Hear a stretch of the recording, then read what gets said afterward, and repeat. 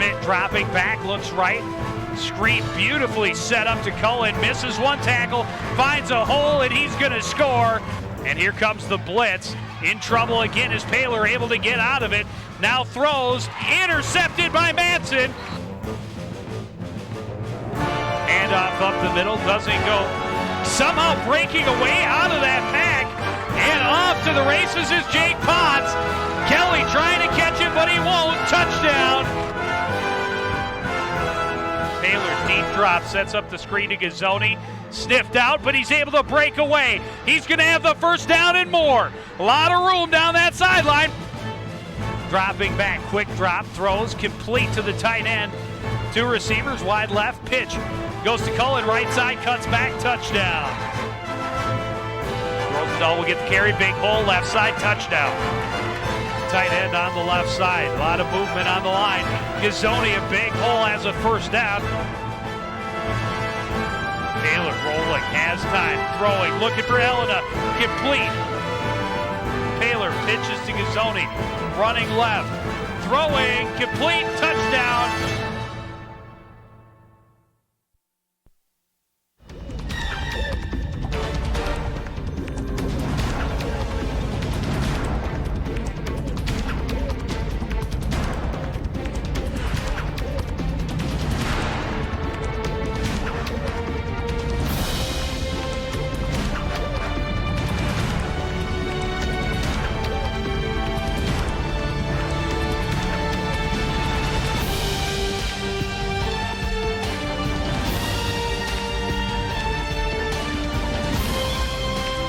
Hello everyone and welcome to the Andover High School Stadium for CTN coverage of the Section 7 5A football quarterfinals between the number 3 seed Andover Huskies and number 6 seed Coon Rapids Cardinals. The CTN Sports pregame show is brought to you by Dave Peterson of Keller Williams Realty. Dave is another proud sponsor of high school athletics on CTN.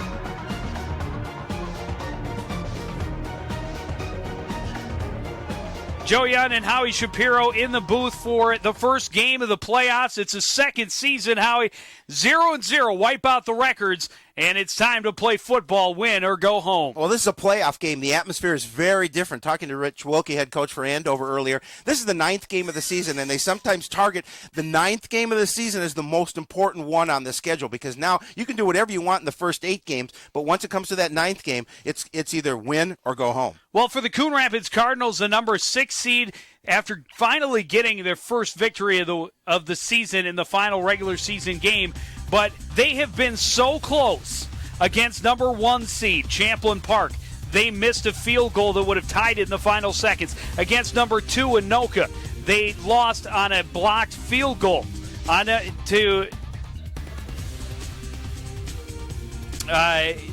lost on a blocked field goal to Anoka.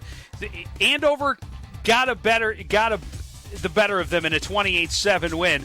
But the Cardinals have been right in against some of the best teams that are out there. Well, and even, it was a blocked extra point, but the point is, even against Blaine in the second half, they played a good game. So they know they can play some of the best teams in this conference. Well, in the second half against Andover, they actually played pretty well. The Huskies got out to a 28-0 lead in the first half. 3 of their 4 touchdowns came on huge plays. Those 3 plays added up to 130 yards. So a 74-yard run by Potts, a 24-yard gallop by Rosendahl, and a 32-yard pass to Cullen. By Schmidt, correct. And you look, Joe. You look at this team in Andover, and they're typically they've given up 89 points through 8 games, and that's just a little over 10 points per game. So you get into this situation where the Cardinals know if they play their best game, if they really play a strong offense, they can score some points. Osseo scored 22 points last week on Andover, so this is an opportunity for Coon Rapids to play their A game against a very good squad. Well, and some good news out of the Cardinal camp is that they're getting their leader back, Preston Gazzoni, in uniform and ready to play tonight. How much of a role could be the key for Cardinal success. Well, as everybody knows who watched Coon Rapids Athletics, there you see the numbers. Last meeting, 22 carries, 115 yards. Also, I think he had about 40 yards through on receiving. Also threw a touchdown pass. But he's been hurt, and he's been bothered by some very, very sore ribs. And as anybody know who's played that position, the running back takes a beating going through that line. So he is going to play, and they need him tonight if they're going to win against Andover. Well, they need his speed. They've been without him for 2.5 weeks, and the Cardinals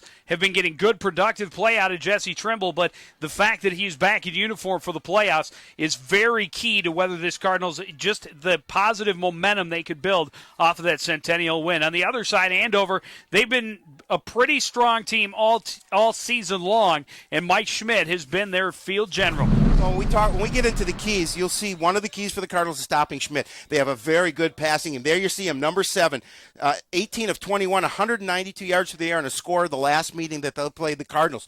So what the Cardinals want to do defensively is they want to obviously try and solve that passing game, get them to run a little bit more. They're missing Potts, their fullback. I think he has a lot to do in the running game for Andover. So those are the kind of some of this. We'll talk about the keys. So some of the things that Coon Rapids wants to do, and Andover's strength is going to be throwing the ball. Well, we should talk about the keys to the game, the homesbuilttofit.com keys to the game, and you talked about it. Number 1 for the Cardinals is stop Mike Schmidt. Yeah, they want to stop Mike Schmidt. There's no doubt about that. And they're going to run the ball. Their strength of Coon Rapids offense is running the ball. They're going to give the ball to Trimble. I think when we see Preston on the field, they're going to line him up wide. They're going to get him in the slot, get him in some open space. And then if you have an opportunity, you have to take advantage of that. And on the other hand, for the Huskies, they have to limit their turnovers. Playoff football is all about not turning the ball over. Can't give Cardinals a short field, and they really need to control the ball. They want to control the clock in this ball game. Well, it's a very different atmosphere. You talked about a playoff atmosphere, but a lot fewer crowds on hand because of the cold, chilly night, of course, as they play this in late October. But in a homecoming crowd last time these two teams met. So I don't know if that's going to change. But in the guts of every player that takes that field, it is a completely different atmosphere. You can throw the crowds and all of that out because what's inside is this could be my last high school football game. Somebody who knows that very well is on the sidelines, Zach Nienaber. What are the players going through right now just before kickoff? Well, before the game, you're really focused in on the task at hand and not too worried about it being your last game. That sets in later, the realization after it's all done. But going into the game, you're thinking about, getting into the next round, doing the job at hand. And for Andover, it might be a little challenging tonight. Like to throw the ball, it's cold out. That could change, obviously poor weather last time. And for the Cardinals, they got nothing to lose. They're going to come out here, let it all hang out. We'll see how they can do it. But for now, we'll send it back up to you guys and see how it all works out. All right, well, the playoffs are ready to get started. Kickoff of this 7-5A football quarterfinal next on CTN.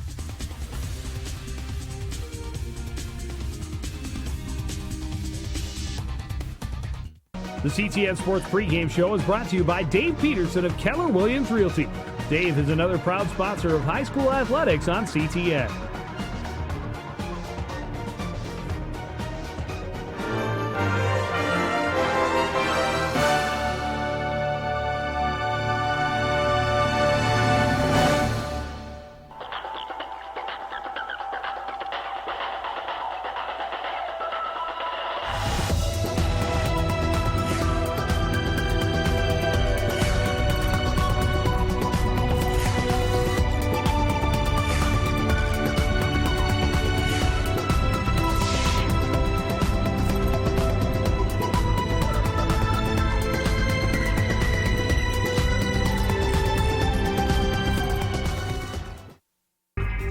Looking long for Harrison, complete across midfield.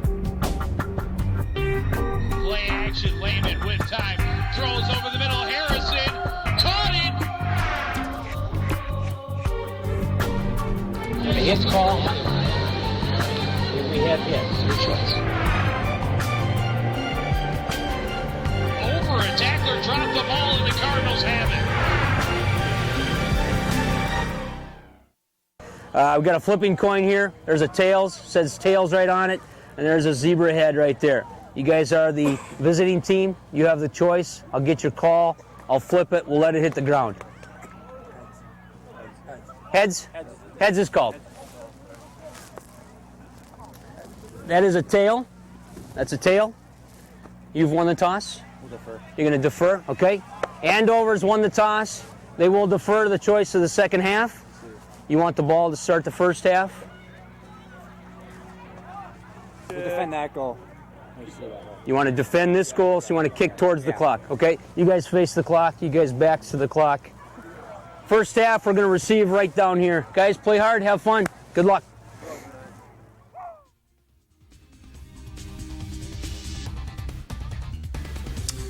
Well, could it be that it is a big birthday for Mike Schmidt. Mike Schmidt? Yep. Happy birthday, Mike. Well, that you can't script that one any better. High school quarterback, senior year, and it's your birthday on the first game of the playoffs. You got to be feeling pretty good. And all you got to do is go out and get yourself a win for your team or be part of one. Well, Coon Rapids electing to receive after Andover deferred, as you heard. And we are just about ready to get this one underway. Back deep for the Cardinals to receive. Husky kickoff, number 14, Alex Bissara to kick off. Jesse Trimble and Will McKissick standing at the 5 for Coon Rapids. Well, Trimble's averaging about 35 yards on his kick returns. Well, he had that huge one in the opening kickoff last week. McKissick about 15, Joe.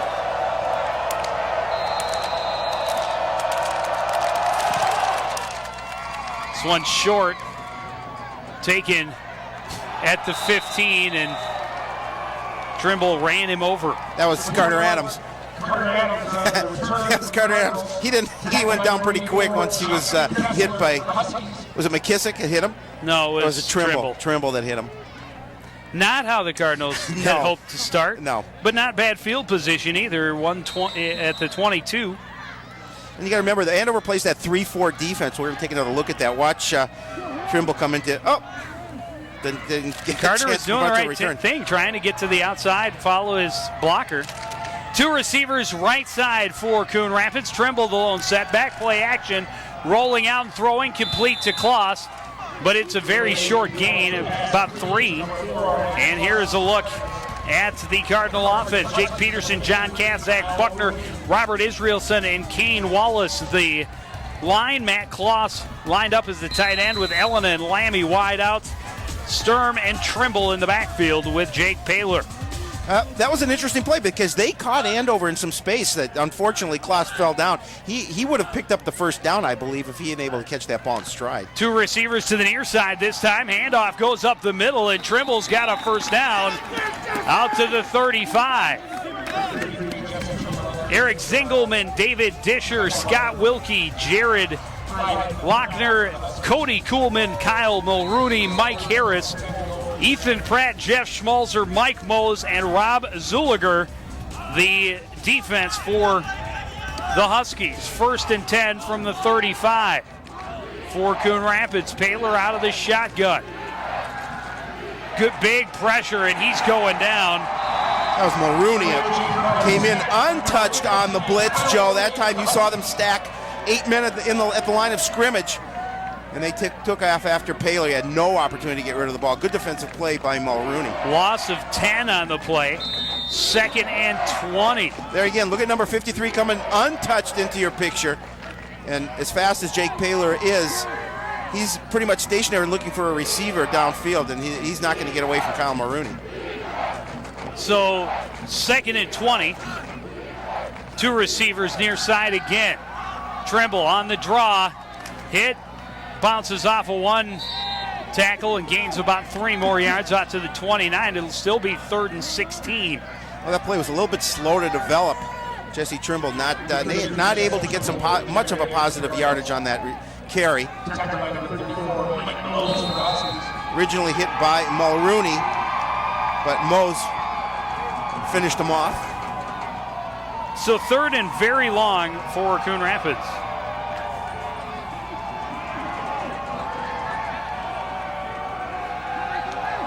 Paler out of the shotgun again with two receivers lined up to the near side. Rolling that way is Paler. Looking, throwing, has Elena, complete! Across the 40, cuts back, spun down at the 32-yard line of Andover. What a nice play. They set Kevin Lammy short and then put Elena on the outside. He got alone. He had that bad ankle injury last week, Joe. We saw him on crutches. But there again, it didn't look like any ill effects of that as he's able to get past the defense. A nice throw by Paler in open space. Does a good job of spinning to get a few more yards, but then hobbled back a little bit on his way back to the huddle. 39 yards on his first reception of the game. It's 1st and 10 from the 32. The pitch on the option to Trimble, but he is wrapped up and taken down for no gain. Mike Mose closing the corner. Mose came in, a nice tackle. Wasn't going to fool him as Preston Gazzoni is going to get his first action of this playoff ball game. We're going to see the pitch by Paler, and they see Mike Mose, number 34. I think Grant Elena coming off, getting his ankle worked on. Preston Gazzoni coming in. Handoff goes to Trimble. Pushes forward for a gain of about 2. And it'll bring up another 3rd down and long situation. And you see number 5, Ethan Pratt from Andover on Preston Gazzoni. And I think what they're trying to do, too, is continue to stick to their game plan. Continue to try and run off this 3-4 defense. There's the give to Trimble up the middle. Really had a little bit of a hole, but I think Kane Wallace came over off of a block and slowed him down a little bit. Gazzoni lined up as a wideout to the right. Lammy to the near side. Offset I formation in the backfield. Paler gives to Trimble, and he's going to be stopped well short of the 1st down at the 26. It'll bring up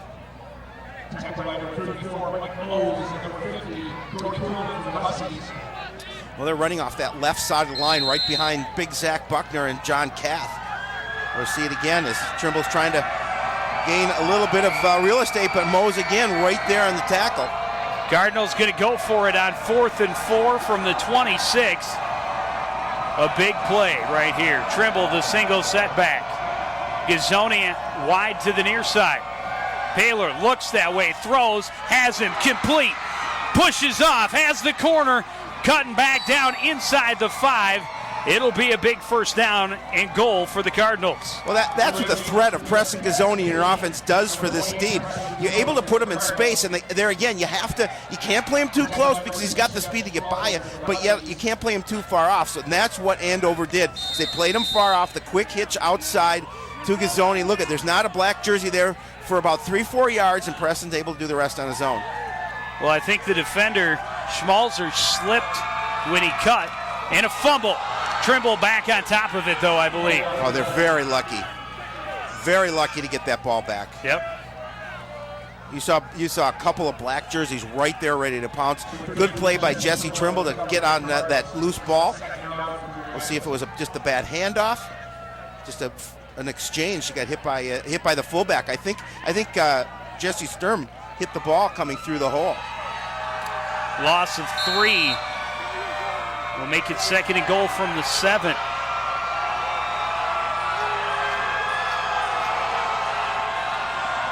Gazzoni in the slot on the near side. Lammy out wide to the right. And whistles. And they had Gazzoni had that whole corner. That fake worked to perfection. Paler was getting wrapped up, ready to pitch to Gazzoni. Dead ball. Full start on the offense. 5-yard penalty. Still 2nd down.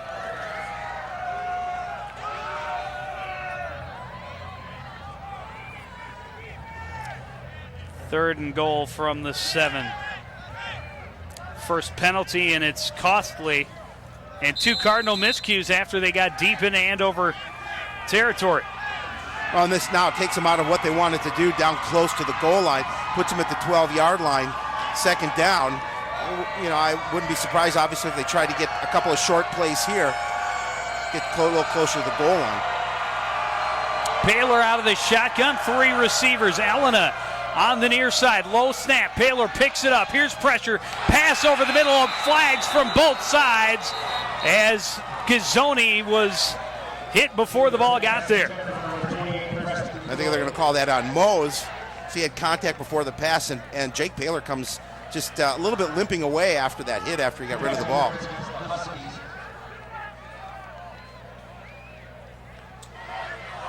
There's Preston, Jake Paler getting the, there's a little Pass snap. interference.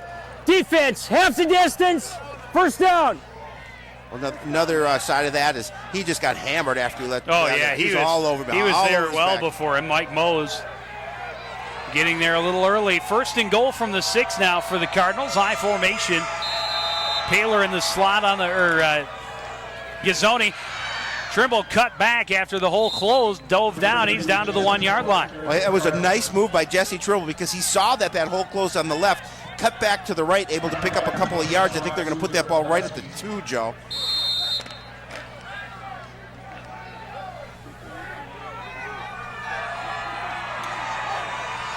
And on 2nd and goal, Trimble the carry again, and he's not going to get it. No hole there at all this time.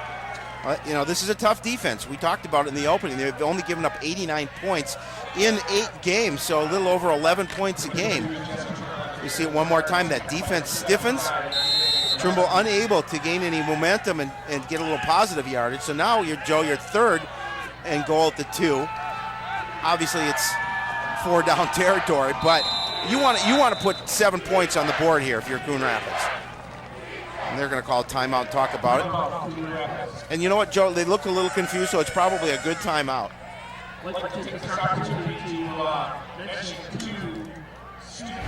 Well, big playoff edition of Sports Night coming up next week. Live every Monday. Catch the best in Cardinal competition. Fastest half hour on cable. The fastest. We talked last night.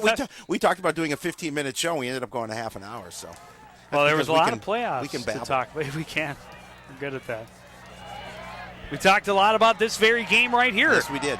If I do recall.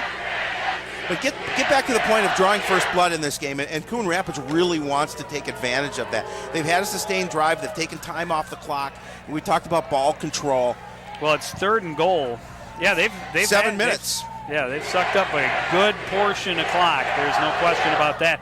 After, I think, the longest drive I may have ever seen, or one of, last week, the drive put together by Centennial took 11 minutes and 6 seconds off the clock. And you know what? It's a long time to have your defense out on the field. Well, big 3rd and goal at the 2.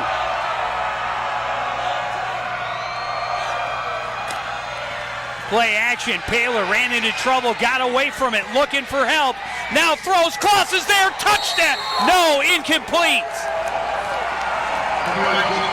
Oh, he was open too. Paler waited to the very last minute before delivering the football, and unfortunately, they did not get the score. That was 6 points right there. Matt Kloss needs to hold on to that. We'll take another look at it, but the defense kind of sucked up towards Jake Paler. Jake Paler did a great job of evading that. And watch the patience nice of him, block. though. And he just waits and waits and waits, and right here before he went down, and it went right through his arms. That's a touchdown, Matt Kloss, you have to make. And now Kloss on to attempt a field goal. And this is a disappointing drive for the Cardinals in my estimation. 19-yard attempt. Kick is up. It is good, and Coon Rapids strikes first. They have to take something from that. I agree. It was a nice sustained drive, did some things that they wanted to do, and they come away with points at least, although they would have liked it to be 7 instead of 3. They still get points on the board first. And points are going to come at a premium against this defense. No doubt about it, considering the defense has given up about almost 29 points a game on average. There again, watch the patience. I can't say enough about the patience of Jake Paler as he's able to find Matt Kloss. There again, Matt Kloss is not a defender there. He has to hold that pass.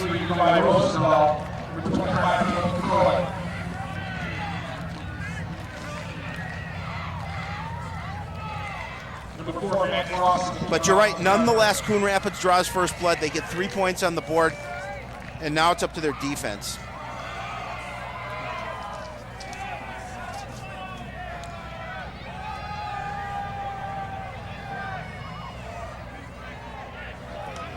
And trust me, no one is as disappointed in the drop ball as the Cardinal kicker who just Absolutely kicked the field goal. He would rather have celebrated a touchdown than a field goal. Good kick taken at about the 5 by Schmalzer. Gets up across the 20, and he's hit there. Good coverage by the Cardinals. Well, Joe, now it's a matter of the Coon Rapids defense handling the Andover offense. This will be an interesting test for the defense. We're going to see that scoring drive for Coon Rapids that culminated in the Matt Kloss field goal. There it is, 16 plays, 86 yards, took 7 minutes and 5 seconds off the clock, and the Cardinals get the first 3 points of this ball game. Andover will come to the line with 2 wideouts to the right. And Schmidt under center. Pitch goes to Cullen, left side, has a blocker out there, but good collapse by that right side. Bubba Huff's in on the tackle. Gain of about 3 yards. Well, and Cullen coming into this game, 621 yards on the ground, almost 4 yards a carry, has 4 touchdowns as well. So 2nd and 7 for the Huskies. Schmidt running right on the option. Breaks a couple of tackles across the 30, and he'll be just shy of a first down. You know, we don't talk enough about how important tackling is, too, in this playoff game. You have to bring the ball carrier down, got to wrap them up, make sure they don't get any additional yards after either a catch or additional yards after first contact. There you see a couple of Cardinal defenders bringing Mike Schmidt down, but a 3rd and very short. 3rd and about 1. 2 receivers wide to the left.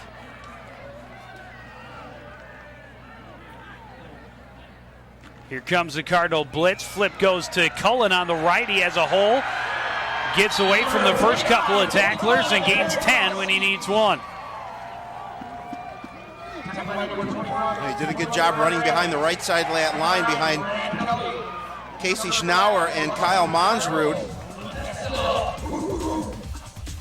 So look at the offense for head coach Rich Wilkie.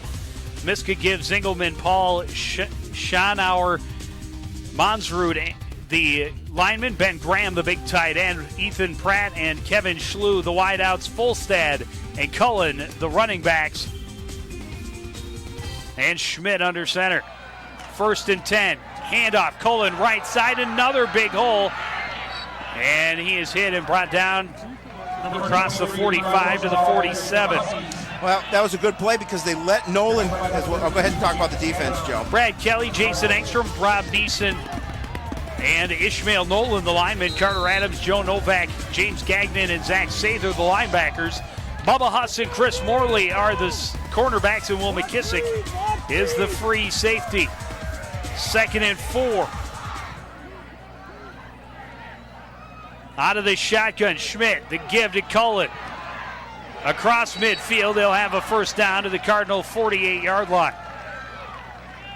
That offensive line right now up front for Andover doing a good job of getting a push off the ball, allowing their running game to get some steam here running downhill. Now they've got a pretty nice size offensive line. They go 250, 232, 244, 240, and 242 across the front. Well, they're making some big holes for Matt Cullen. Schmidt out of the shotgun again. And it's the option. Pitch goes to Cullen. Kelly wraps him up and takes him down after a short gain, maybe a yard. That didn't fool the Cardinal defense. Oh, that was Rosendahl, excuse me. That didn't fool the Cardinal defense, Joe, and as you mentioned, good job by Brad Kelly to follow that play. Take a look at it one more time. Looks like Schmidt was going to go toward the line, tried to fake out Kelly. He didn't buy it, and he makes the tackle. Rosendahl, the lone back again. Out of the shotgun, 2nd and 9. They fake it to him, and a big hole for Schmidt on the right side. He turns it deep into Cardinal territory, down the sidelines and into the end zone. A 47-yard touchdown run. Again, good blocking up front. They seal the corner. Schmidt's able to get around the end, doesn't it? And he uses his speed. He's got the quickness. He's able to take it to the distance. Andover comes out and scores quickly. And again, Coon Rapids giving up that big play, 49 or 47 yards. There's the fake to Rosendahl, and then look at the speed of Mike Schmidt getting past the initial line of scrimmage, getting past the linebackers, and Bubba Huss is not going to catch him before he can step into the end zone.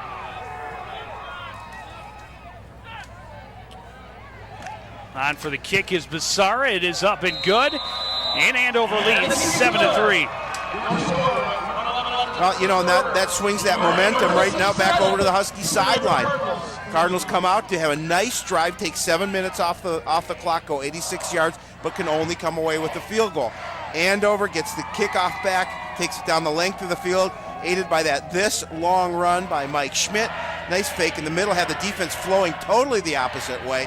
He's able to use his speed. Look at the hole there, and there's nobody that's going to catch him. And a crowd chanting happy birthday to Mike Schmidt. And what a sweet present right there. A 47-yard touchdown gallop in the playoffs. There he is, Mike Schmidt. A well-deserved opportunity to sit on the bench, catch his breath after that long run.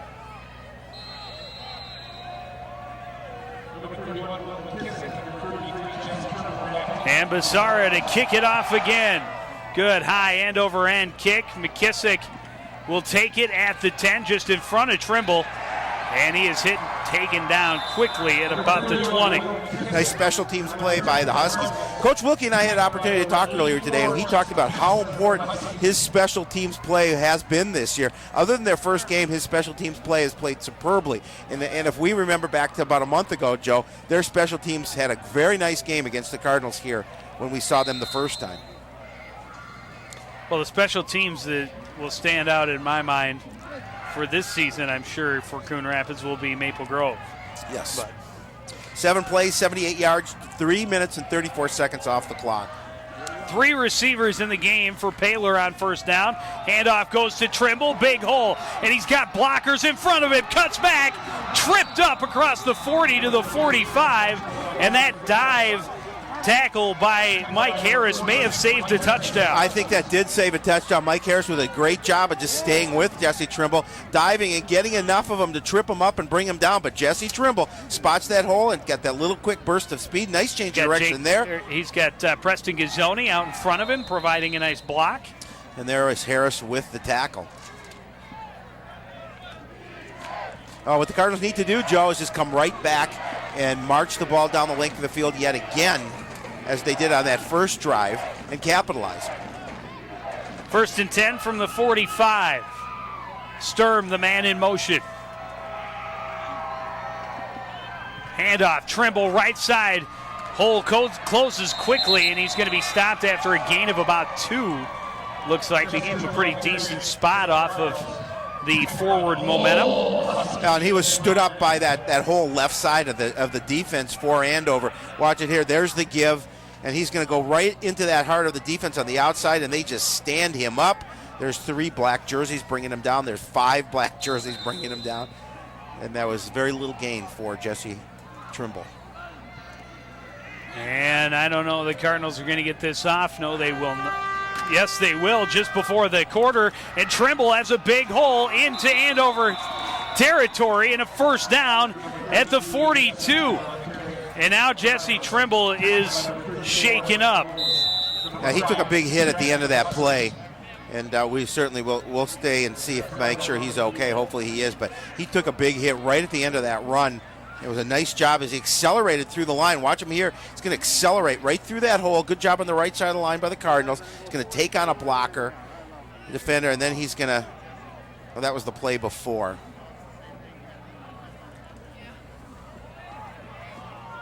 $11 downs, a first down. couple quick first downs for the Cardinals on this drive. And yes, they did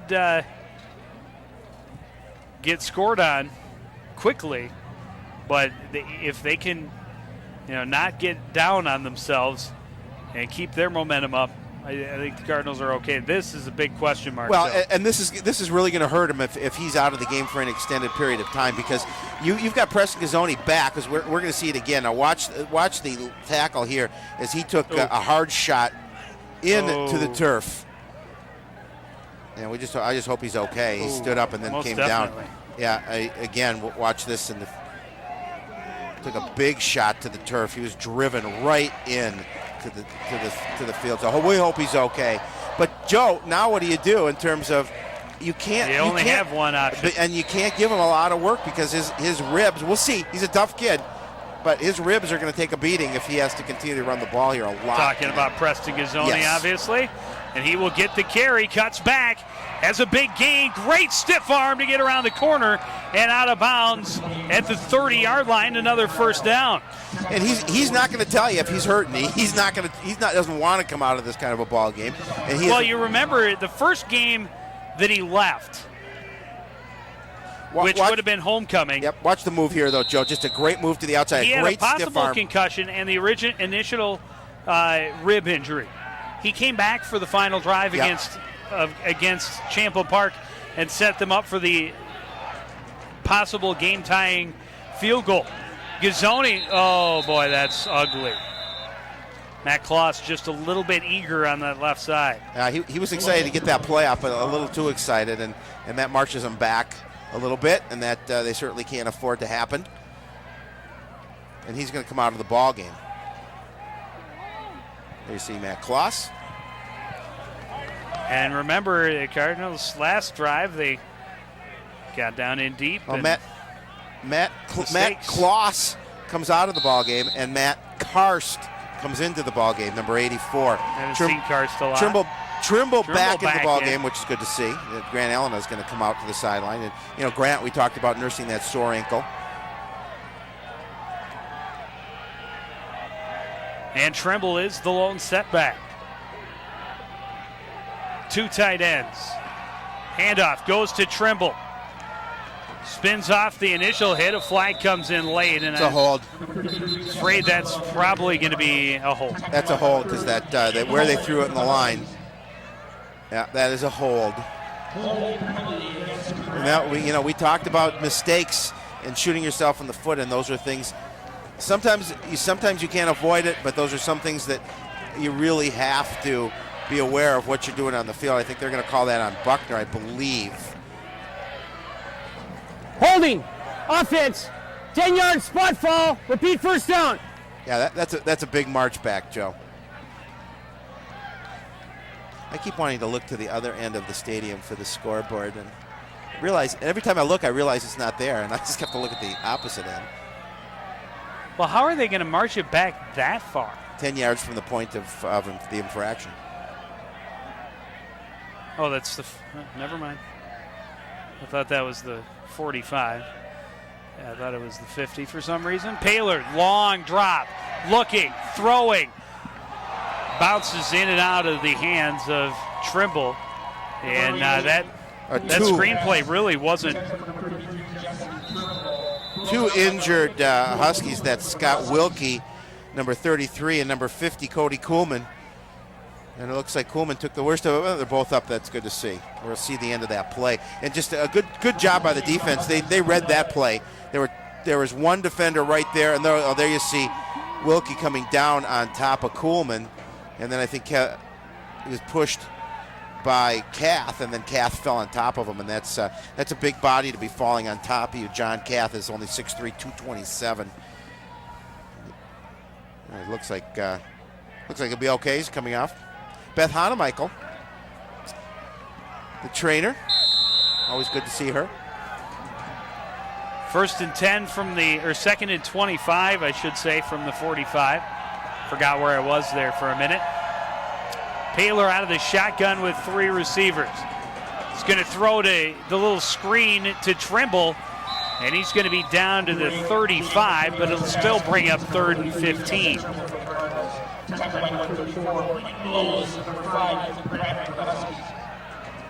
Now they're trying to obviously get some of that yardage back. They did get 10 yards back on that play, but still 3rd down and pretty long.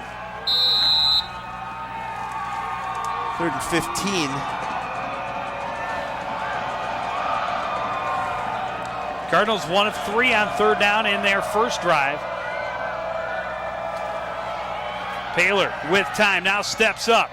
Rolls to his right, he's going to tuck it and run. Trimble, good block, and he's got the first down inside the 20 to the 19. Oh, what a great, and that was all because of Jesse Trimble stopped, cut back, came back, and made a great block to allow Paler to get to the outside and pick up that first down. That was a great run by Jake Paler. Kind of the X factor in the running game. He's got great speed.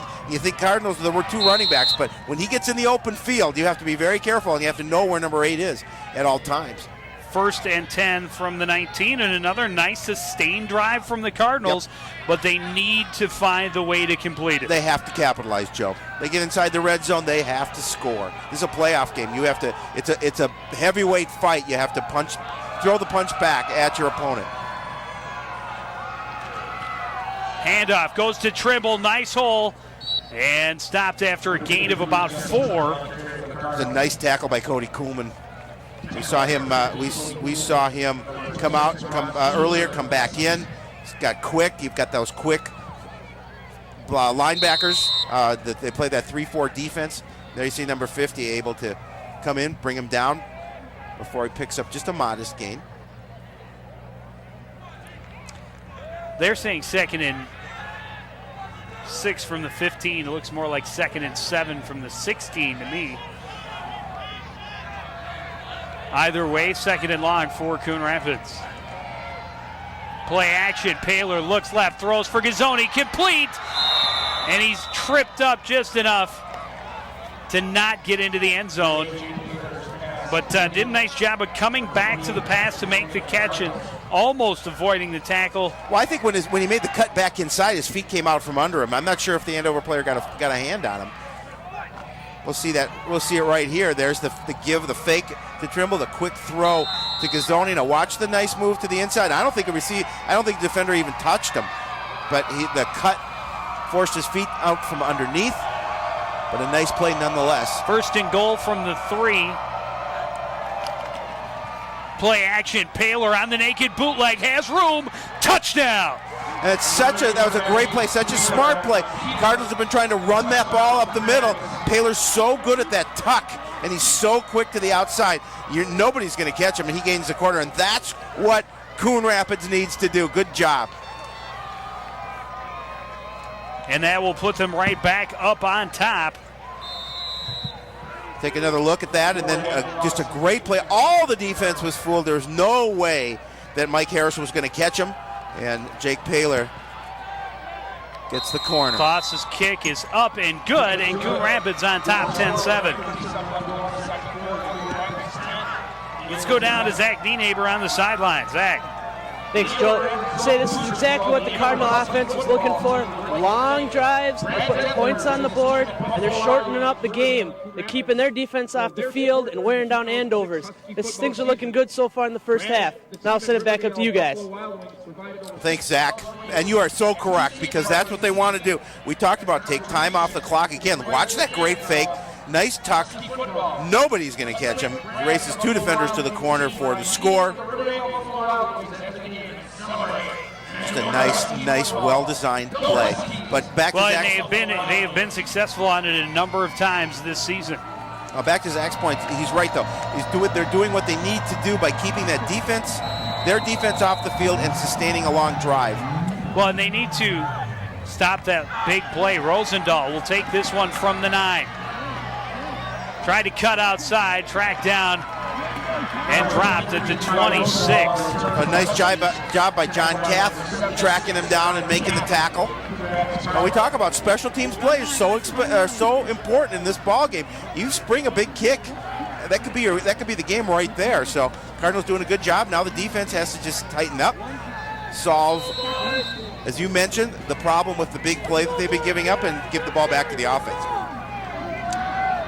Well, they did it in the second half against Andover last There's the meeting. pulse. 10 plays, 80 yards, 3:30 off the clock for the Cardinals' first touchdown of the game in the 10-7 lead.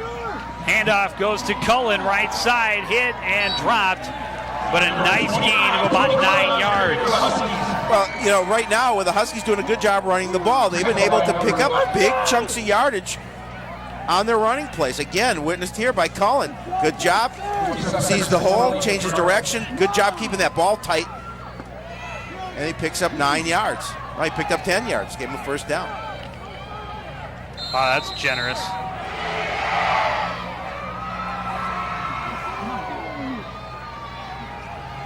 So 1st and 10 from the 37. Handoff will go up the middle and go nowhere for Cullen this time. Great job by that defense. Just basically, they just stayed at home, didn't get fooled by the fake. And Cullen's dropped for no gain. Jason Ingstrom on the tackle for Coon Rapids. Make it 2nd and 10. One thing that the Cardinal defense was able to do a lot in the second half against Andover last game was force them into 3rd and long situations. Schmidt looking to pass out of the shotgun. Looking left, throwing, pass is complete. And Schlew should have enough for a first down, and the Cardinals are going to get an extra 15 for a dumb penalty. Dumb penalty is the key word. Key word is dumb.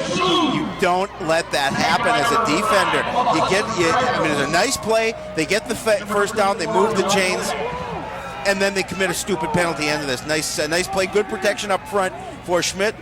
The pass to Schlew. There's Bubba Huss driving him out of bounds. There's a face mask. There's a face mask. Defense, into the run, 15 yards, first down. That was Joe Novak on the play, pulling that face mask, and that costs you, and that hurts. He was down. There was no need for that. So after the penalty, it'll take it to the Cardinal 37-yard line. Schlew is the leading receiver, Joe, for the Huskies, coming in with 36 grabs, 438. Cardinals 4 penalties already for 35 yards. Out of the shotgun again is Schmidt on 1st and 10. Cardinals showing blitz. And Schmidt will take it right up the middle. Big gain inside the 20, dragged down at the 17.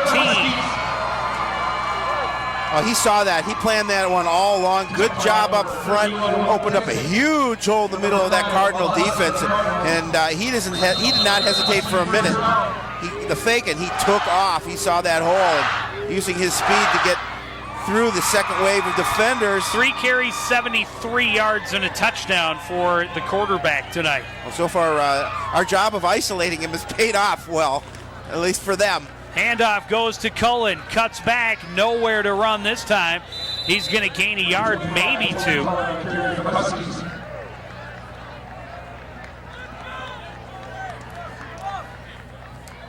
No, just 1.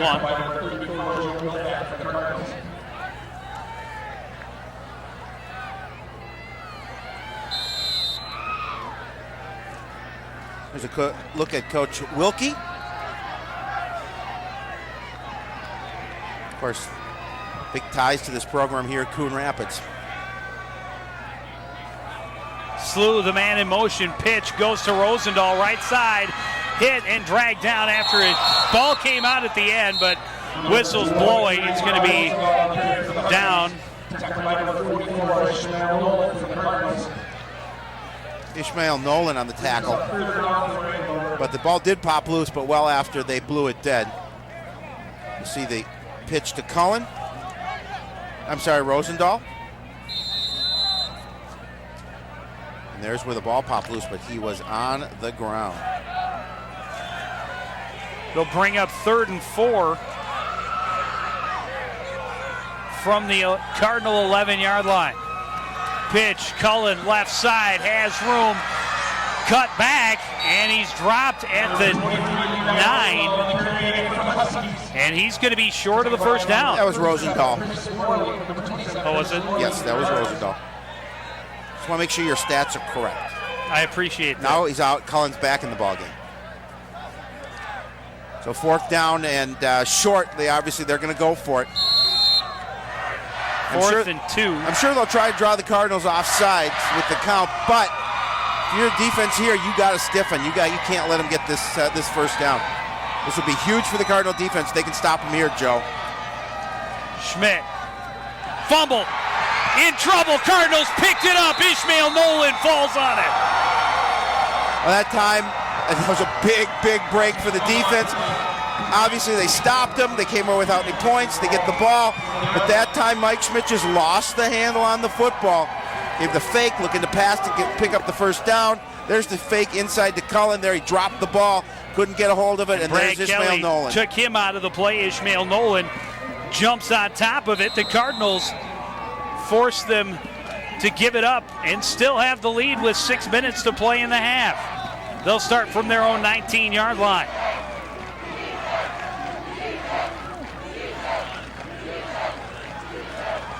Play action. Paler pumps. Now looks deep. Has Gazzoni too far. They went for it all right there. Well, and you know what? That was a good play because that caught the defense napping a little bit. They didn't expect him to go for the long pass. You have that guy with the speed on the outside. Unfortunately, passed just a little bit too far, Joe. We saw him score on the first play after a turnover last week. Looking to do it again this week with a little bit longer field, but just threw it over a little bit too much. Ishmael Nolan recovering that big fumble for the Cardinal defense. Coach Weber preaching a little bit philosophy over there for the next drive. Well, he wants to see him bend not quite as much before getting the ball back. Paler will give it to Trimble on the draw. Big hole left side. Runs away from another tackle. Has good blocking. Preston Gazzoni showing he can do it all. Well, he held that block for it had to be 5 seconds, waiting for Trimble to get there, and helped him get another couple yards. Oh, watch too. As you mentioned, just a great job by Gazzoni out front. And look at Mike Mose trying to go, number 34 at the end of this tackle, trying to go for that ball. Jesse Trimble making sure he was going to gather it in, and Cardinals are marching. 1st and 10 now at their own 42-yard line. 2 receivers to the near side, 1 out wide to the left. Single setback is Trimble. Paler, straight drop, stops, looks, throws to Trimble on the right at the right flat, cuts back, breaks a couple of tackles into Andover territory, and he is going to have a first down. Oh, Joe, the Cardinals are doing a nice job of mixing up their play calls here, mixing in some runs with some short passes on the flat. I love that play call, that long pass to Gazzoni that didn't connect right off the turnover. There again, just a short throw outside to Trimble. Trimble doing the rest on his own. Couple of Andover Huskies overrun the play, but not before Jesse can stretch and move the chains. Another first down. Now at the Andover 48, and the Huskies, I think, are taking. Oh no, Coon Rapids taking second time out of this half. 4:57 to go. They saw something they didn't like, quite obviously, and they want to talk about it. But this gives an opportunity for the Husky defense to get a little bit of a rest. But they've been on the field quite a bit. Well, it gives us a chance to talk about our favorite place in cyberspace, CTNstudios.com, your home for Cardinal Athletics online and the most complete coverage of Cardinal Athletics anywhere. You can get all of the highlights right on your computer. CTNstudios.com, and the story of this game already there. Well, I hope people are not gonna wait and go to the website. I hope they're gonna watch this game till the very end, because it's a good one. That would take the suspense out. Yeah. We got more playoff action coming up on Thursday for 3A volleyball playoffs. The 3-seeded Anoka Tornadoes hosting the 14th seed Coon Rapids Cardinals. Premieres Thursday night at midnight. They just played Anoka too. And a chance to see them. It was not pretty. No. 1st and 10, and Gazzoni is the deep back for Coon Rapids. Play action. Paler rolls out, looking for it all again, looking at Elena. He got it. He made the catch inside the 20. to the 18-yard line. What a nice play. Just a good job outdueling the defender. I believe that was Mose. I don't know if they're going to talk about it a little bit. Somebody's pulling your chain, Allie. Okay, 30-yard gain. I was kind of fooled by my own people here at the truck. like it. I do like it. Elena now 2 catches for 69 yards. Apparently it was under review only by me. So 1st and 10 from the Andover 18. Baylor looked to throw quickly and then pulled it back down. Something didn't happen the way it was supposed to, and Baylor's going to lose about 2. I think Kevin Lammy was supposed to cut to the outside, and he went to the inside on that particular play because Jake Baylor was going to throw the ball to the out and realized there was nobody there and had no choice but to just tuck it and take the loss, I guess. It'll be a loss of about 2. And 2nd and 12. Lammy lined up wide to the right. Gazzoni out there with him. Elena on the left side. Handoff goes to Trimble. And he's going to get about the 2 that Baylor lost, so it'll bring up 3rd and long. Well, and that time, Preston Gazzoni had one-on-one coverage, and if you've got to recognize that and see, because he is so elusive, obviously, as the give was right to the line, and as you mentioned, just struggled to get back to the line of scrimmage, original line of scrimmage. Bring up 3rd and 10.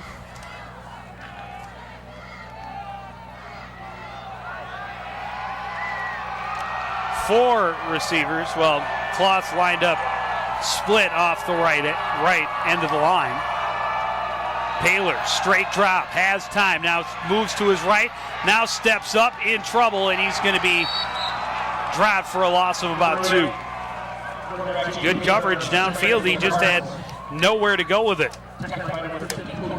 And it'll bring up 4th and 12.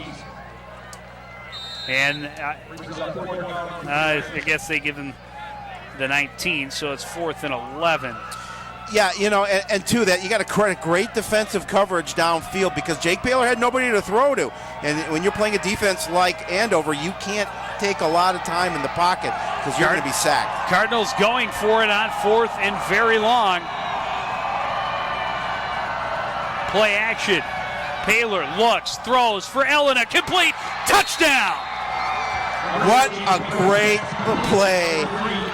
And I'll tell you what, it was the pass that made it, because Jake Baylor put it exactly where Grant Elena needed it to be, so nobody else could touch the football. What a nice throw and a nice play call on a gutsy play call. As far as I'm concerned, I like it. Good protection up front. There's the throw. Just nobody there other than Grant Elena able to get that pass, and the Cardinals put more points on the board. Joe, we've got an interesting game going here.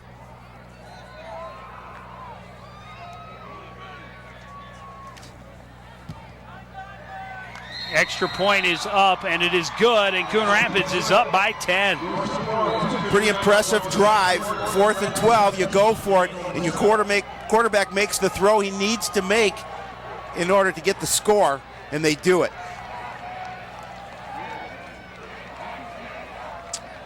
Andover is going to get a chance here at the end of the half, 2.5 minutes to go, and then they will get the ball back to start the second half. Look at that nice. But they are down by 2 scores in a game that they are heavily favored to win, and a great catch by Grant Elena as well. Perfect placement on the throw, like you said, by Jake Baylor. Well, I don't like to read press clippings too often, Joe, but in the Star-Tribune today on the back page, the 11 things to look for, it says keep an eye on Coon Rapids, 1-7 and seeded 6th in Section 5A. But the Cardinals lost 2 games by 1 point, 2 others by a touchdown or less. So they knew that. We've heard coaches say they're the best 1-7 team in the conference, and it could be in the state of Minnesota. I don't know. There's some pretty good 1-7 teams in this conference. Yeah. Centennial, not a bad team. Rosendahl going to take it on the run from the 17, and he is stopped at about the 38. So good field position for the Andover Huskies. 8 plays, 81 yards, 3:15 off the clock. Cardinals get their second touchdown of the game, and take a 10-point lead. Take those soccer guys. 2.5 minutes. Well, you can sort of see a sign there. I got an email from Abby Schumann, who's a junior at Coon Rapids, and she and her friend Jill have been holding the CR signs and the defense signs, so we want to give them props. Big pass looking for Schlu, broken up. McKissick almost had the pick. He got position on Schlu and just couldn't get the pick. He was with him step for step. And we talked about Schlu. I said, what a good receiver he is, the leading receiver in the conference. Again, good protection. Schmidt's going to air it out. Will McKissick step with Kevin Schlu. And I think Schlu got a hand on it. Knocked it away at the last minute. He went ahead to play defender. 1st and 10, or 2nd and 10 now from the 38, out of the shotgun. Fake to Cullen, and then Schmidt looking for room, has some on the left side, and he's going to have a first down as he's dragged down at the 48-yard line. Again, Mike Schmidt's been hurting the Cardinals today on the ground, doing a good job when he's getting the opportunity. We'll see it one more time as there's the fake to Cullen, and he's just going to get by Carter Adams, and then he's going to pick up some good yards before McKissick and Morley can bring him down. So a first down at their own 48 now. Clock down to 2:10 remaining first half. 3 receivers for Schmidt. Cardinals in the dime. Schmidt looking, now throwing, looking long. There on the coverage was Corey Johnson, and he nearly had the pick. We haven't seen him called his name in a while. No, well, Corey's been banged up a little bit, and he hadn't had an opportunity to play as much as he would like. But here in the playoff game, he's getting a little bit healthy. As Schmidt's going to air this one out again. Look at the protection up front for Schmidt. Well, Cardinals only rushing 3 guys. Even so. But yeah, he's got position on the receiver, no question. Hinseth, the intended receiver.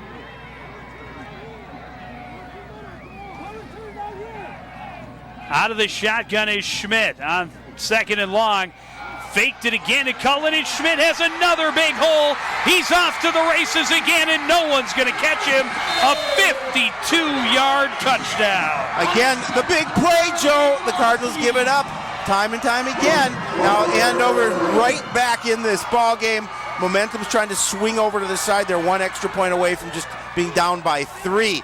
But Mike Schmidt doing a good job on his birthday of really tearing it up offensively on the ground for Andover. There's a missed tackle right there, but once he got through that tackle, with his speed, there is nobody going to catch him.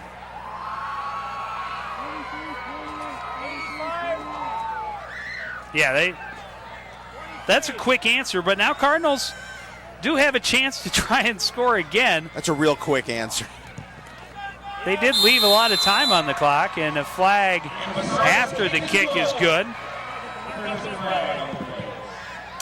And a flag comes for running into the kicker. Well, so far, no Andover penalties, and a bunch on the Cardinals. On the kickoff. Oh, they did have the pass interference. Yeah, they did have a pass interference. You're correct. There's another look at this as there's Brad Kelly and also Corey Johnson. Incidental contact, but nonetheless, they're going to flag you for it. Great job by Mike Schmidt stepping out of that tackle and again just turning on the jets. It wasn't a Cardinal that was going to catch him, and we have a 17-14 ball game. Yeah, 45 seconds all that drive took off the clock. Had a 47-yard run in the first quarter, and now a 52-yarder here in the second. And that is both the scores for the Andover Huskies.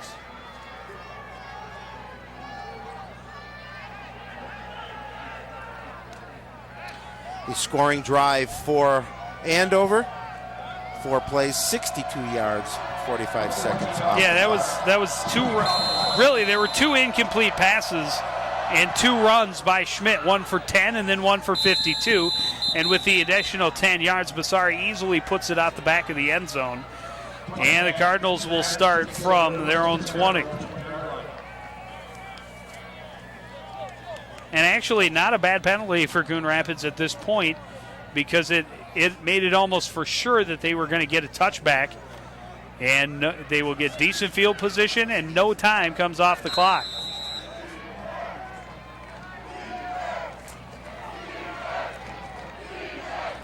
Baylor with 3 receivers. Quick drop, looks to his right, throws complete to Elena. Elena at the 30, steps out of bounds with a first down. And you can see at the end of that play, he's is ginger, a little bit ginger with that ankle. He's protecting him, making sure he doesn't get any contact after that. The quick throw outside to Elena. Elena does a good job bringing it in and realizing where he is on the field, stepping out of bounds, getting the first down and stopping the clock. And it's 1st and 10 from the 31. Quick drop. Paler looking for Gazzoni, complete to the 35. And taken out of bounds there. Quick 4. Quick 4 and stops the clock. 1:37 remaining in this opening half. Cardinals up 17-14. Just trying to get some yardage as best they can. Eating up a little, getting out of bounds, which is also impressive. Making sure they don't. I think they have 1 timeout remaining. That's if they correct. so choose to use it. The clock is still running. Cardinals pointing at it. Should now be 1:37, I think. The official is going to ask that the time be put back on the. Well, they put 1:43. I thought it was 1:37 when he went out. Yeah, that's what they're signaling from the sidelines. It's 1:47. They're all getting there. Coon Rapids wouldn't mind having the extra. Yeah, and extra 10 seconds. 10 seconds. There it is. 1:37 on the clock.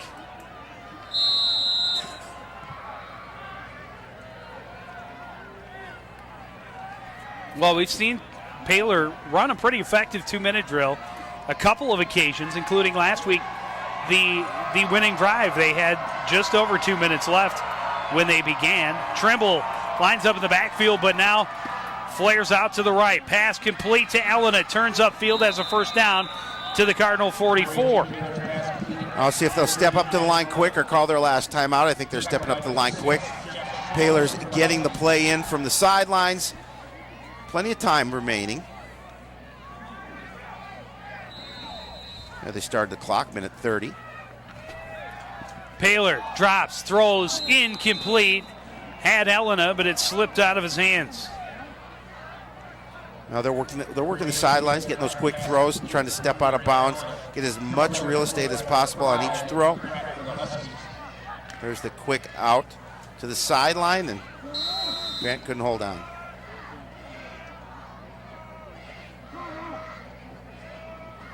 .124 left. First half. 3 receivers for Coon Rapids.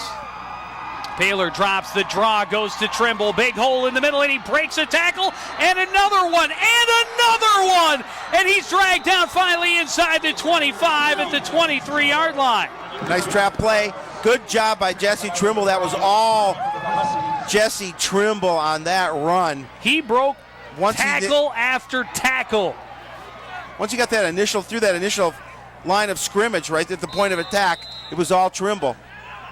31 yards on the carry, and Paler with time, rolling right, now pressured, pumps, now waits, throws.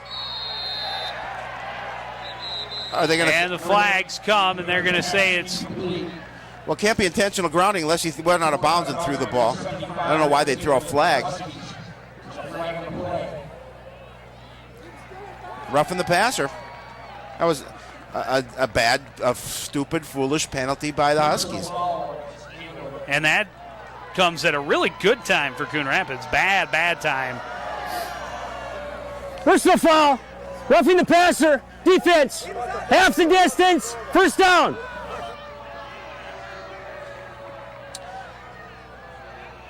And the crowd booing. They don't like the call, but it is foolish. Because he was out of the pocket. It's a big mistake that they made. It's a foolish penalty because you can't give up penalties like that. And it'll be half the distance to the goal line. 1st and 10 from the 12 now for Coon Rapids. And 1:03 remaining in the half.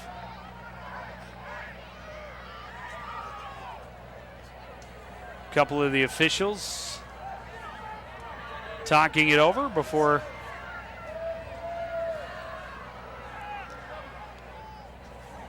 got some discussion going. And now we're ready. And now the Cardinals want to huddle. And I don't blame him. And now Coach Koppel getting a little bit of explanation. Both coaches getting the flag, guys.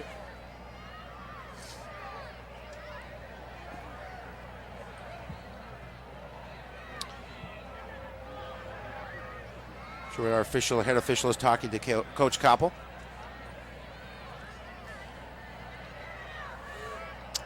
Okay, so we're going to get offsetting penalties here for intentional grounding and then the roughing the passer. And Gazzoni was pleading his case that he was throwing it to me. Let's see. Now he's going to run to the outside. He's going to basically run for his life here pump. As Zingelman's chasing him. There's the throw. Okay. I'm not sure where Gazzoni was. We had a personal foul. Roughing the passer on the defense. We had intentional grounding on the offense. Penalties offset. Replay first down. Roughing the passer against the Huskies. And intentional grounding penalty against the Cardinals. Okay, so we'll have 1st and 10 from the 23 again. Let's start all over. The chain gang is.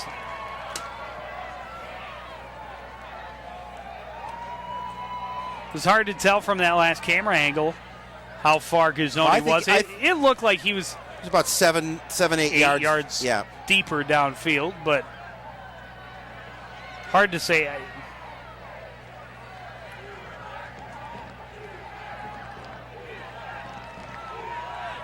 They're still talking about it, and now this delay around affects you a little bit. Yeah, and it is definitely in favor of the Huskies. Absolutely, allows the defense to rest a little bit, and it takes that momentum away from what the offense has going right now. The offense able to march pretty effectively until this huge delay. I think they're just confirming that it's 1st down. 1:03 left in the half. There it is. What we got coming up at halftime, of course, stats, a lot of highlights. And we'll try and break it on down. What's been working, what hasn't for both of these teams. Huge playoff ball game right here. 1:03 remaining. Cardinals lead 17-14 and threatening to add before the half. Paylor drops, sets, now steps up. Has room to run on the left side, and he will. Taken down at about the 18-yard line. It was run out of bounds by Kyle Mulrooney. We talk about how effective pressing Gazzoni is, but look at the pickup on the blitz by Gazzoni, just able to force him to the outside. And there's Jake Paylor taking it out of bounds, stopping the clock. Got about 5 yards. Nope. Andover's getting all they want from this Coon Rapids team right now. I think you could say that. 3 receivers all on the right. Handoff goes to Trimble, and he is not going to find a lot there. He'll gain maybe 2.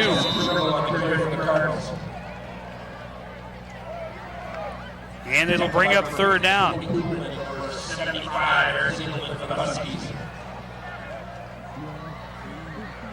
Take a look at that last play. Jesse Trimble trying to see some holes in the middle, then trying to advance a little bit further, unable to do so. So good job by the Husky defense to bring him down, and that forces the Cardinals to burn their 3rd and final timeout with about 50 seconds left, 50 and a half seconds left before the halftime break.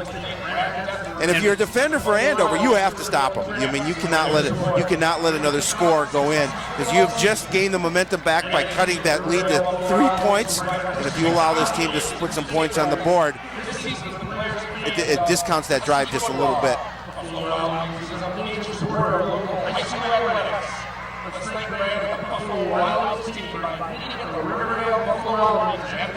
You know, I think last time we were here, we talked about how good this PA announcer was. He was different. He was very animated.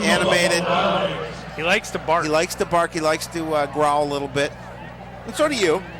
Just don't do it all the time. Well, 3rd and about 3 here for Coon Rapids. 50 seconds remaining first half. 2 receivers to the near side. Gazzoni, the single setback, and now he will spread out wide on the right side. Paler steps back, looks, throws, looking for Gazzoni, incomplete. I'm not sure where he caught that. If he would have caught that, he would gain the first down marker. He had a couple of defenders right there, and even if that pass was a little bit shorter, he would have stretched for it. I think they're going to go for the field goal right here. We just got to score halftime. That is. Anoka 35, St. Francis 0. Ouch. Well, the Cardinals What happened to Robbie going to Shipp? go for the 33-yard field goal attempt by Matt Kloss.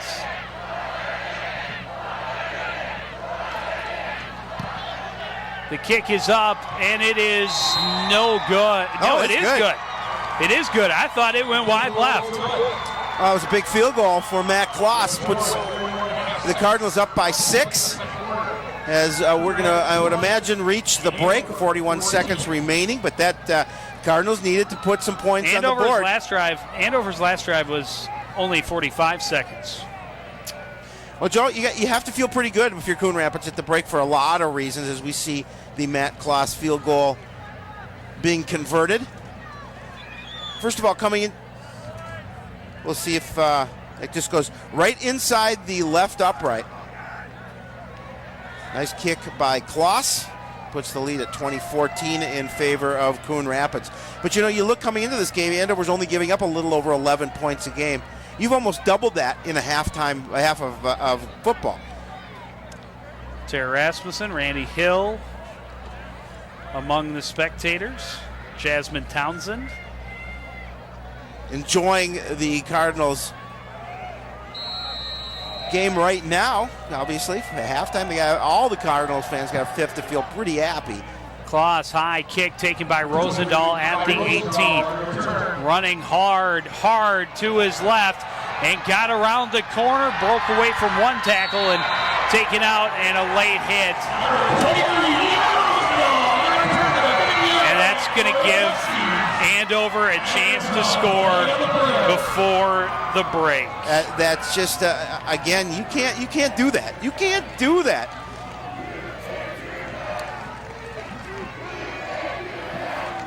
Matt Kloss just realized at the end of the play, you had him out of bounds right here. You don't need to do it, even though he tried to held up a little bit. Can't have the contact out of bounds. They're going to call you every single time. That happened at the 49-yard line, so that will take him to the 36 of Coon Rapids. Cardinals with 10 Late hit out of bounds. 15 yards into the run. First down. Ouch. 10 plays, 64 yards, 108 off the clock for that Matt Kloss field goal. And they're getting Basara ready. But I would watch for him going for it all here on first down. You've got a strong arm quarterback. You've got some good receivers to the outside as a defensive back. You've got some smaller defensive backs for Coon Rapids. You have to be careful. So they'll start from the Cardinal 39. They throw for Schlew, incomplete. Went through Schlew.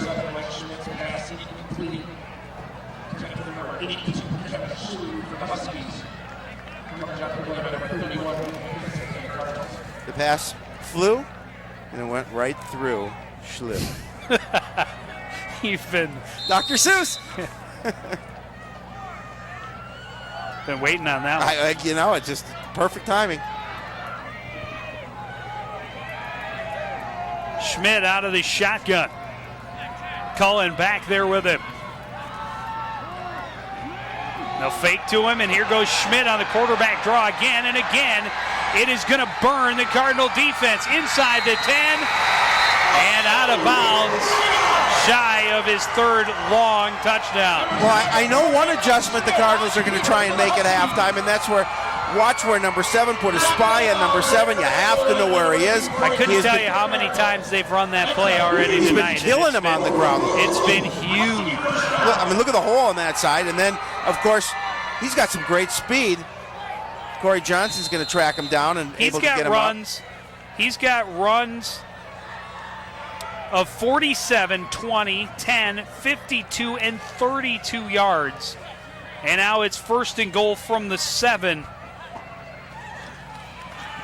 And they go to the exact same play. This time, Kelly there to stop him shy of the first down, or shy of the end zone, rather. The Huskies have all 3 of their timeouts, which they're taking 1 now, so they have 2. Plenty of opportunity here. 12 seconds remaining in the half. They're looking to see if they can take the lead.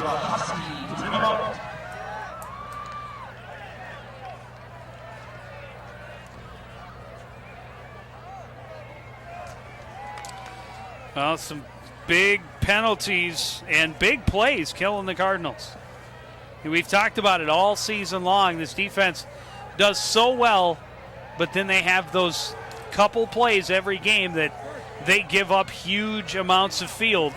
And tonight it's been all on the legs of the Andover quarterback. Yeah, it has. And you sometimes get those lapses in what you're doing on the field, and unfortunately the Cardinals are experiencing a little bit of that. Fortunately for them, they've got 20 points on the board here, but they are just a yard away from losing the lead. He's got 182 yards rushing. It's not bad. Is that correct? On 8 carries. Unbelievable. On 8 carries. It's over 20 yards a carry. Gee, that's a nice night for your birthday in the playoffs. Yeah, it's a night's first half for your birthday in the playoffs.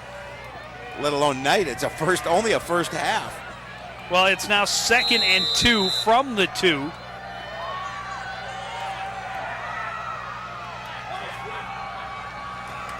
Pitch goes to Rosendahl, left side. He leaps into the end zone.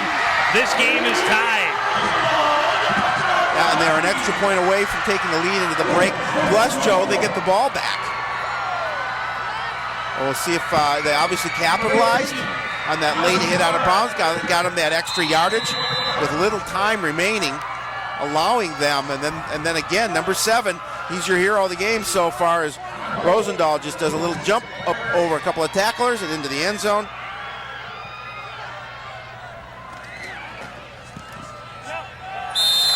Kick is up and good for Basara. And for the first time tonight, the Huskies have a lead. Just 8 seconds left in the half.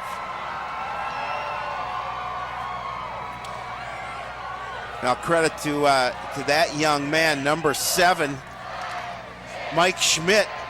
We're going to see the Rosendahl touchdown first, but they wouldn't get there if it weren't for the legs of number 7. He's eaten up this Cardinal defense here in the first half.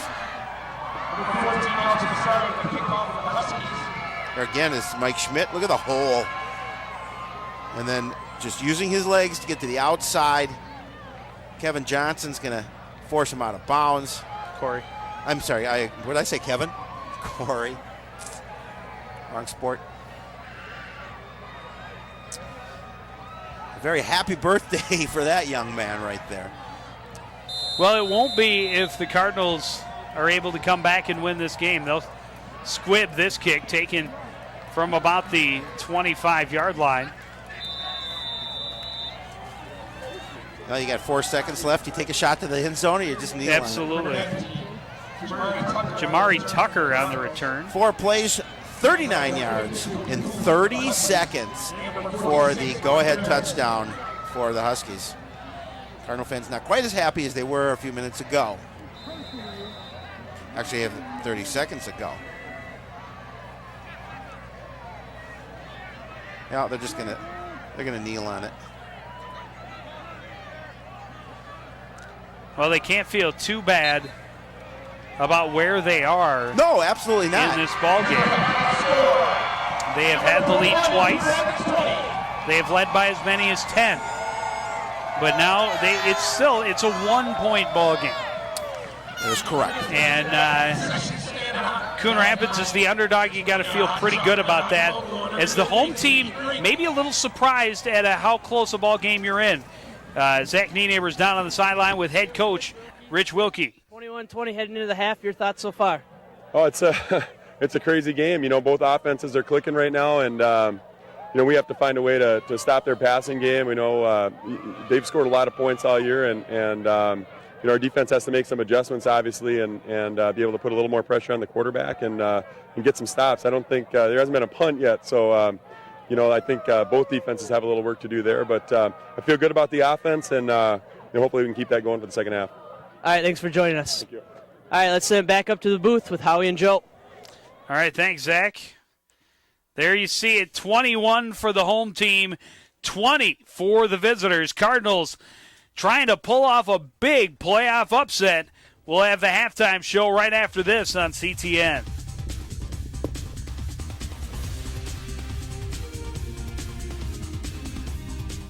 Lehman looking long for Harrison, complete across midfield. Play action, Lehman with time, throws over the middle, Harrison, caught it! A hit call. We have hits, your choice.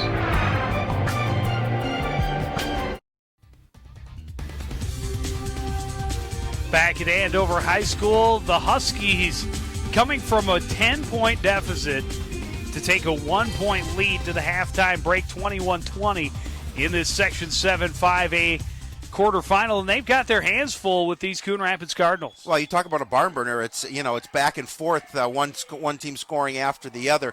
The one thing is we'll talk about as this halftime unfolds is if you're a Coon Rapids Cardinal, you got to watch for number 7 because you have to know where he is at all times. He killed you in the first half. Absolutely, and we talked about it.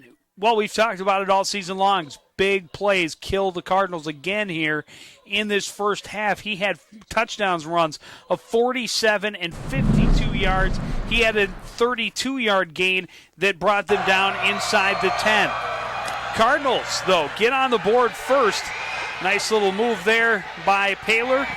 Got it to Klaus. Unfortunately, he drops the pass in the end zone on 3rd and goal, and they had to settle for the field goal. That after a very nice drive down the field on the opening drive. Then Andover gets the ball, and on about their 7th play maybe. That one wasn't it, obviously. On about their 7th play, there it is. There you go.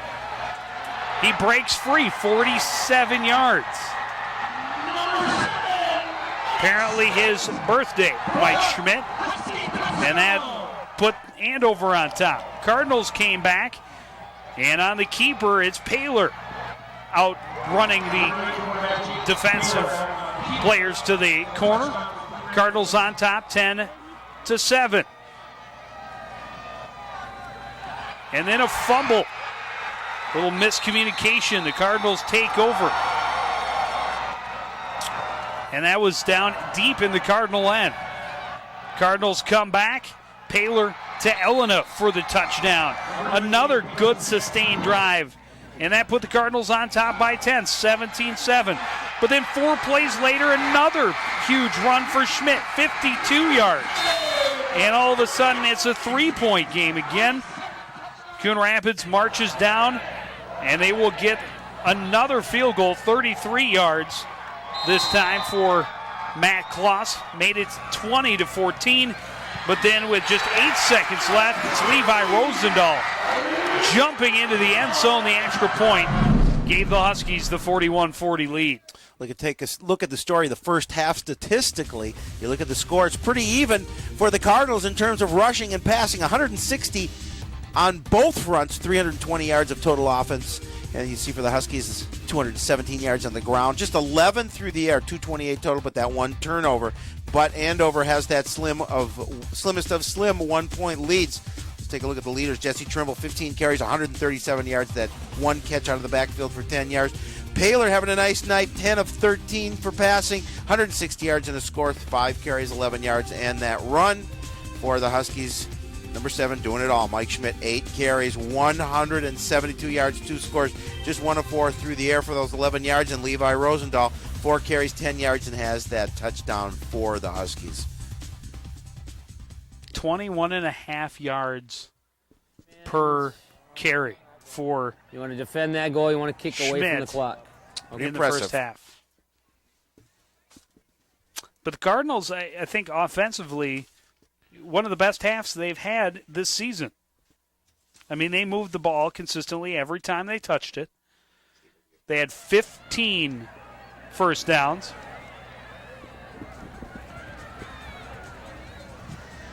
And we've got Cardinals going to be ready to kick it off to start the third quarter.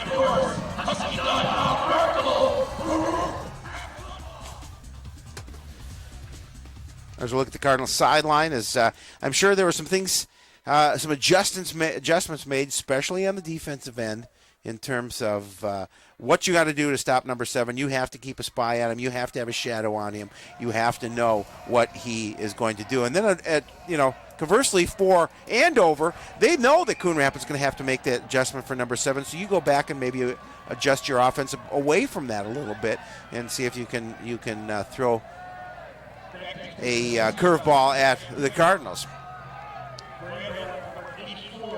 Colin Rosendahl and Kessler will be the deep men for the Huskies. The Cardinals have not really been able to get Matt Kloss, has not been able to get a lot of distance on his kickoffs tonight.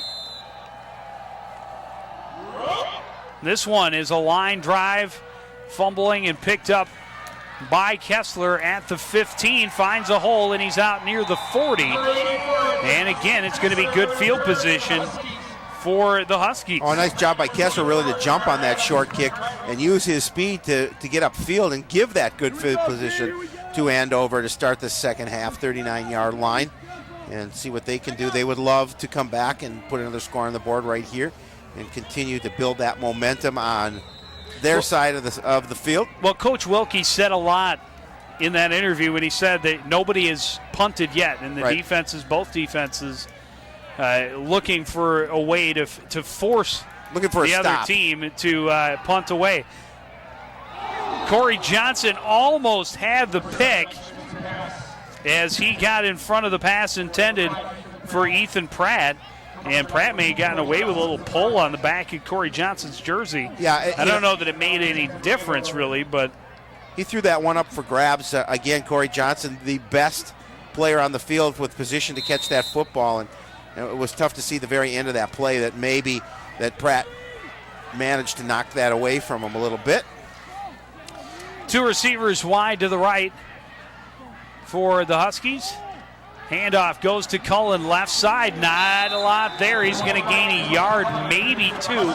Looks like they'll give him 2, but it'll bring up a 3rd and long. Oh, tough sledding there as Brad Kelly in on that tackle along with a couple of his teammates, but they put him in a 3rd and long situation. Well, and they've only held the Huskies to 2 third downs in that first half. So the Huskies just 1 of 2 on 3rd down, and the 3rd down they had was that they did convert was pretty short, I believe. 3rd and 8 this time. 3 receivers on the right, and here comes that quarterback draw, and this time it did not fool the Cardinals. He stopped after a gain of about 2, and here comes the first punt of the night. Carter Adams did a great play on the defensive end for Coon Rapids, able to contain Mike Schmidt, not allowing him to get that big gain that he did so in the first half. Again, watch, nice job defensive, staying at home. Carter Adams getting a hand on him, a couple of white jerseys there to bring him down, and as you mentioned, first punt of the night for either team. Jake Mellum, the punter for the Huskies. And it will take a Coon Rapids bounce, flag on the play. Well, they didn't allow the ball carrier to catch the ball. That's going on Andover. Impeded his process to come up onto the ball. I'm sorry, the kicker is Bertrand Doe, the punter. That'll give the Cardinals a good field position to start their first drive here in the second ball half. is down at the 33.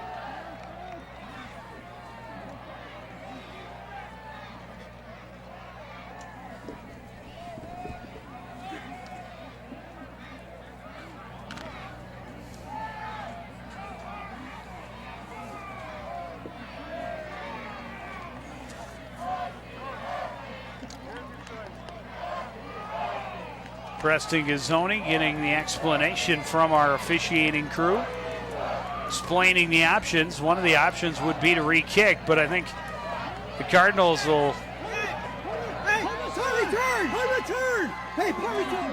Oh, they're going to make him punt it again. Kick catching interference on the offense. Previous spot enforcement, 15 yards. Repeat 4th down. So they're going to back him up 15 yards, make him punt it again. Back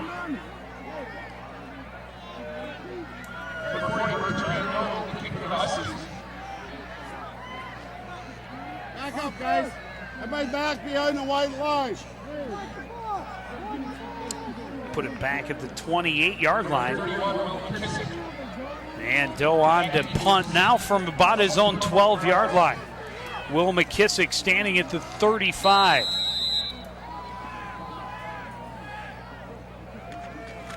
Coon Rapids bringing some good pressure, but Doe gets it away. High punt, McKissick steps away from it. It's going to be down at about the 39, so Cardinals get about 6 extra yards off the 15-yard penalty. Well, that almost looked like it happened again. It looked like McKissick was trying to come up on the punt. It looks like there was a Husky right there and I in think his he's path. saying that to the official. There was a low snap, almost blocked up front. And watch right here as McKissick's trying to come into your picture. That's the same kind of penalty as it was before. I don't see how you can't call that again. Either way, the Cardinals will take over at their own 39-yard line after a quick 3-and-out by the Andover offense. Pitch goes to Trimble, right side, finds a hole, and he's got about 6 yards out to midfield.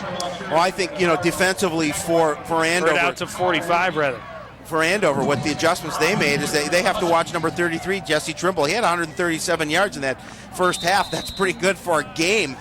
Good job blocking outside by Well, he's Preston burned him Sturm. for a couple of big plays, too. A 36-yard run, a 23, a 25.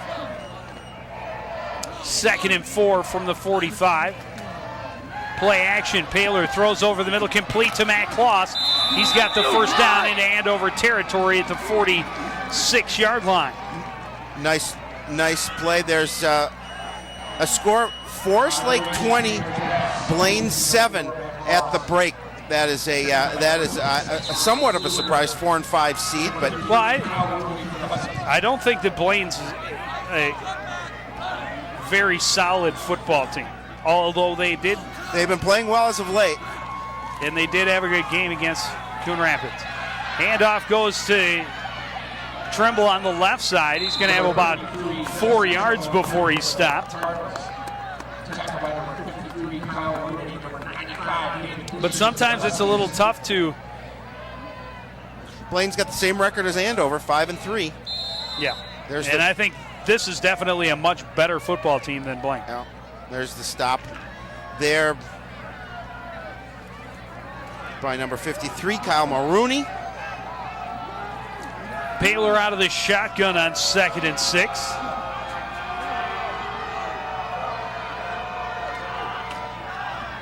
Draw goes to Trimble, hit, brushes off a tackle, and rolls across the 38 to the 37-yard line. Still going to bring up a short 3rd down. Number 5, Ethan Pratt, and number 33, Scott Wilkie for the Huskies. Put it at the 38, it'll make it 3rd and 3. There's the give to Jesse Trimble, and good job by him running through a tackle. Coon Rapids just 2 for 6 on 3rd downs in the first half. Well, Trimble's coming out of the game, and Gazzoni in the backfield for Coon Rapids. Offset I formation, and the handoff does go to Gazzoni, and he pushes his way for the first down inside the 35 to the 34-yard line. Second effort by Preston Gazzoni, because it looked like he may have been stopped, but he's able just to keep his feet moving, stretch out, pick up the first down, and move the chains. Again, watch a good job of just keeping those legs moving, and then he's just going to stretch out to gain the first down. Just Gazzoni's second carry of the ball game. He'll be the single setback on 1st and 10 now. Play action. No, the handoff did go to Gazzoni, and he's breaking loose. He's got one man to beat, cuts back, touchdown, Coon Rapids. What a nice move to cut back. Talk about breaking an ankle on that play. Just a great job by Preston Gazzoni at the last minute. Looked like the defender may have had him forced out of bounds. He just cuts around him. Cardinals take the lead. There's the CR. There's the CR by Abby Schumann and her friend Jill. We didn't get Jill's last name. Abby didn't send it to us, but watch the great job. Watch the great patience to get to the outside, keeping that ball in that outside. Almost like he lost it a little bit, but watch the move right here. Whoop! And he just sneaks by him for the score. And they're going to go for 2, try and go up by 7. I think that's a smart move. I think they should go for 2 in this situation. Sturm, the man in motion. Play action. Paler looks, throws, complete, and it's good to Elena. Yeah, they did what they needed to do and went for that 2, because now, as you mentioned, it puts them up by a touchdown, 28-21. Cardinals doing a great job as we're going to see the scoring drive. 6 plays, 61 yards to 2 minutes and 41 seconds off the clock, capped by that beautiful run by Preston Gazzoni. Well, and it all started with the defense holding and forcing Andover to go 3 and out. There's Grant Elena, caught that 2-point conversion from Jake Paler. Grant Elena having a nice game as well. 5 catches, 108 yards, and a touchdown in the first half. Just a great move. He jumped over his own man, and then this is the move right here, as he just puts on the brakes and gets the touchdown. Whoop!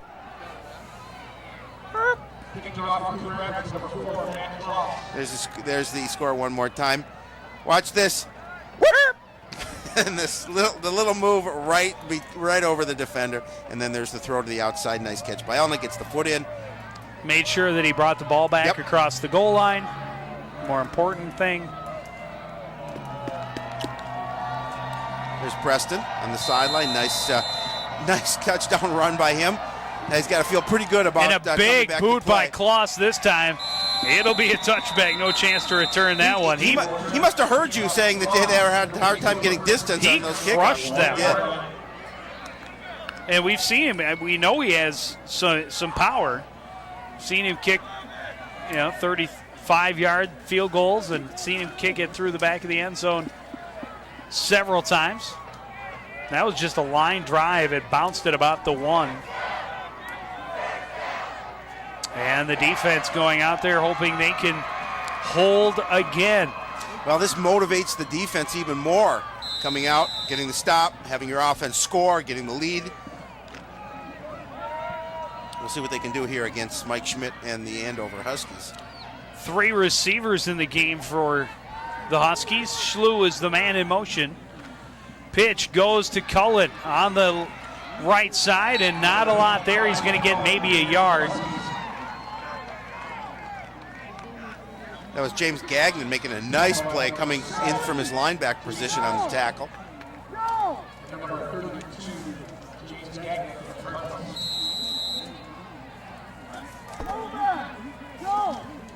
Well, I think the Huskies are going to want to see him. I think they're going to want to air it out a little bit more. I have that feeling that they're going to start throwing the ball a little bit more here in the second half.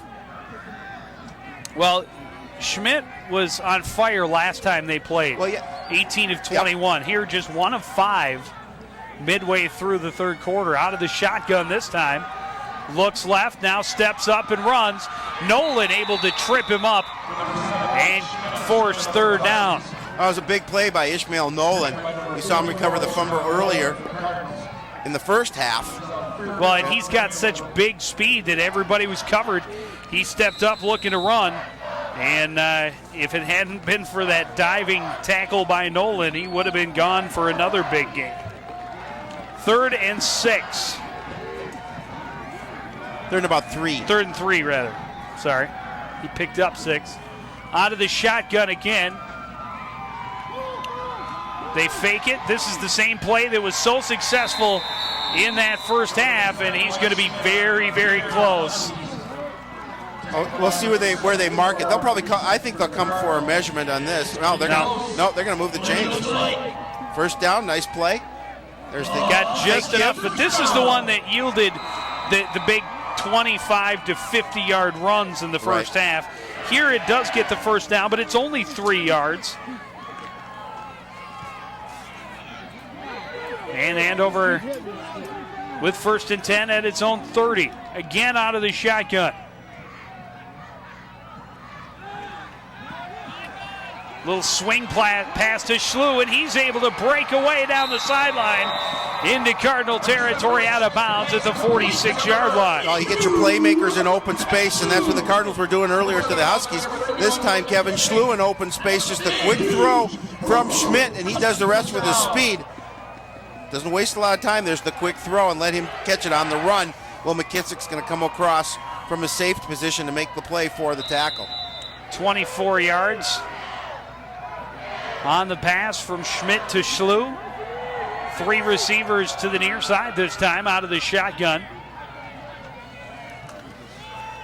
And here's that quarterback screen again. This time a lot of white jerseys in front of him. And he is out of bounds at about the 42. After a gain of about 4. Well, this game has not been a lack of scoring, as that young man has been having a nice evening, and he gets to the outside before Corey Johnson can push him out. I mean, he met no resistance None. on that play in the first half. The Cardinals making some nice adjustments, and so far they've run it a couple of times and only 4 yards, 7 yards on those 2 carries. Looking over the middle, pass is complete to Schlew, a first down to the 34. That was a nice pass. He put it just where Kevin Schlew would be the only one that could catch it. Watch it again. Good protection up front. Then there's the throw to Schlew. Puts it right on the numbers where he needs to, right in front of Bubba Huss. And now 1st and 10 from the Cardinal 33. Handoff to Kessler inside. Kelly hit him immediately. He may have gotten a yard. We're going to see if that catch hit the ground. We'll see if we can see that. It was awfully low. It was low. He threw it low, and I'm not sure if it hit the ground or if he hit the ground after. He caught it there. He cradled it in, but did he hit the ground when he came down with it is the question. If he had his arm underneath the ball, that's a catch. But if the ball touches, well, it's a moot point. You're correct, nonetheless. But second and 9. Something fun for us to do up here. Speculate on a play that doesn't really matter Schmidt, anymore. straight drop, looks left, now right, throws, complete to Ben Graham, the big tight end. Well, I think Ben Graham had a decent game last time these two teams played. And I think the fact that they want to get big number 85, you talked about 6'2", 212, a little bit more involved in this action. There's the throw and the tackle by Rob Neeson. 12 yards, another first down. And Andover is marching.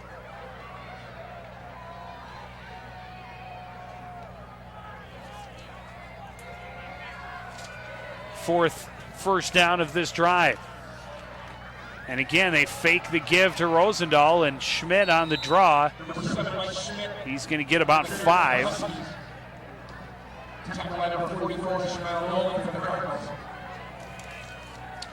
This is Joe Novak in on the solo tackle. And as you mentioned, they came out of the break, as they're going to see Schmidt and Novak doing a good job bringing him down. They came out at the break defensively, did Coon Rapids, make some adjustments, and they're limiting number 7 to the opportunities. They're limiting Mike Schmidt to shorter yardage than he was getting in the first half.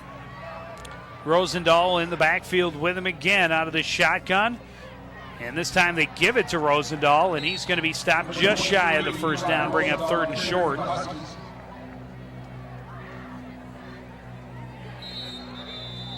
Ball at the 11-yard line, so looking at definite 4-down territory. Oh, yeah, absolutely. James Gagnon is hurt. and he's coming off the field, and that's a big loss for the Cardinal defense. He's holding his arm as we take another look at that. We'll see if we can see number 32 right there is probably most likely where he was injured, but if you see him holding his arm coming off the sideline, that's a big loss for Coon Rapids on the defensive side of the ball. Second leading tackler on this team, third leading tackler in the conference. 3rd and 1 for the Huskies. Kessler and Shu lined up wide to the left. Cullen, the single man in the backfield, rolling to his left is Schmidt, now throwing. Picked up, nearly picked off by Will McKissick. Great coverage on the play. And Will knew that he was close to picking that ball off. I'm not sure if he had the opportunity, if he ran out of real estate. Nonetheless, that would have been a huge turnover. We'll see it one more time as Schmidt's rolling left, and then he's looking for Schlu. Now that's a ball you probably should have picked off. Easy for me to say standing up here in the booth, but McKissick's had a couple of close ones. So going for it on 4th and 1 will the Huskies. They are 0 for 1 on 4th down attempts so far tonight. And Schmidt not even going to fake it, trying to run, dives forward, second effort. I think he's going to get it. He has it. Now, they look like they may have had an opportunity to bring him down before he was able to get that first down, but nonetheless, he does get the first down. There you see. I looked like Kelly had a hand on him, but couldn't bring him back. They're gonna bring the chains out for a second measurement. effort to dive forward. I think he has it though. Yeah, Joe. I think he does too.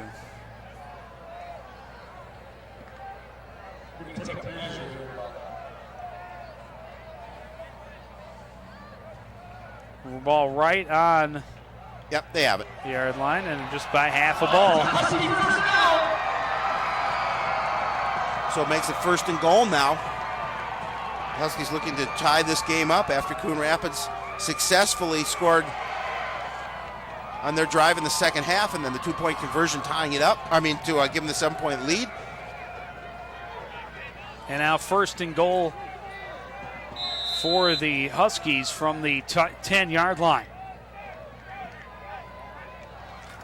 Pitch goes to Rosendahl, right side, and he's going to get down to about the 5. Looked like Joe Novak on the tackle for Coon Rapids. We'll see the pitch to Rosendahl. You see Bubba Huss and Novak bringing him down, but as you mentioned, not before he can gain 5 yards. And now 2nd down from the 5, out of the shotgun. And they run that fake to Cullen in the quarterback draw. And Schmidt's going to be down close to the 2.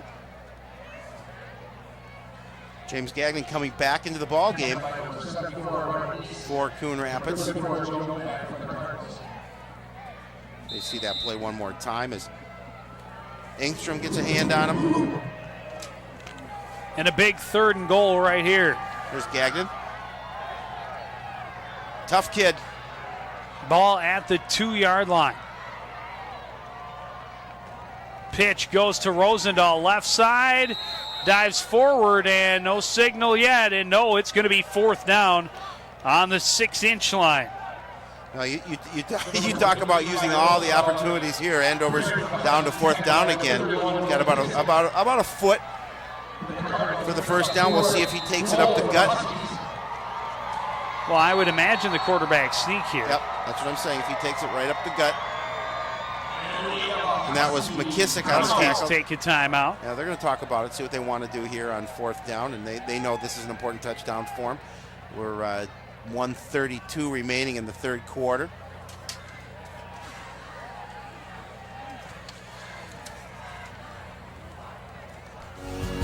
Join Stephanie Ring for the new October edition of Talk of the Town. This month, she explores the lost art of pinhole photography. One of my favorites. Find out how a local business is putting a new spin on an old-fashioned hobby. Catch it all this month right here on CTN.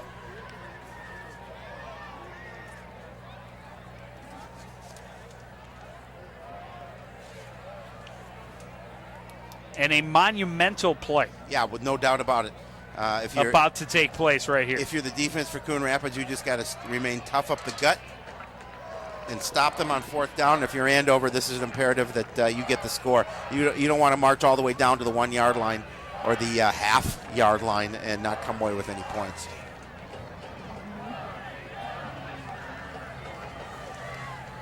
There you see the. We'll see him stack the middle, I'm sure. This is the 16th play of this drive. It started at the Andover 20. 2 men in the backfield. It's Andy Falstad back there with Rosendahl. Flags fly. Substitution, fall. Defense. Half the distance, still fourth down. Oh, so half the distance. They go to the 3rd yard line. Let's go from a half to a 3rd.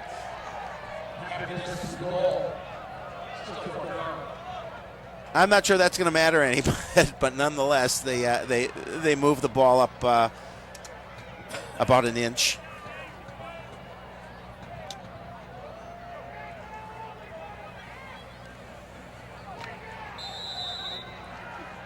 Fourth and goal from the 3-inch line. Handoff, Rosendahl, left side, touchdown. Oh, that's the way you break that pressure up in the middle is you hand it to your running back and let him go outside. And now Bassara will come on to try to tie this ball game up.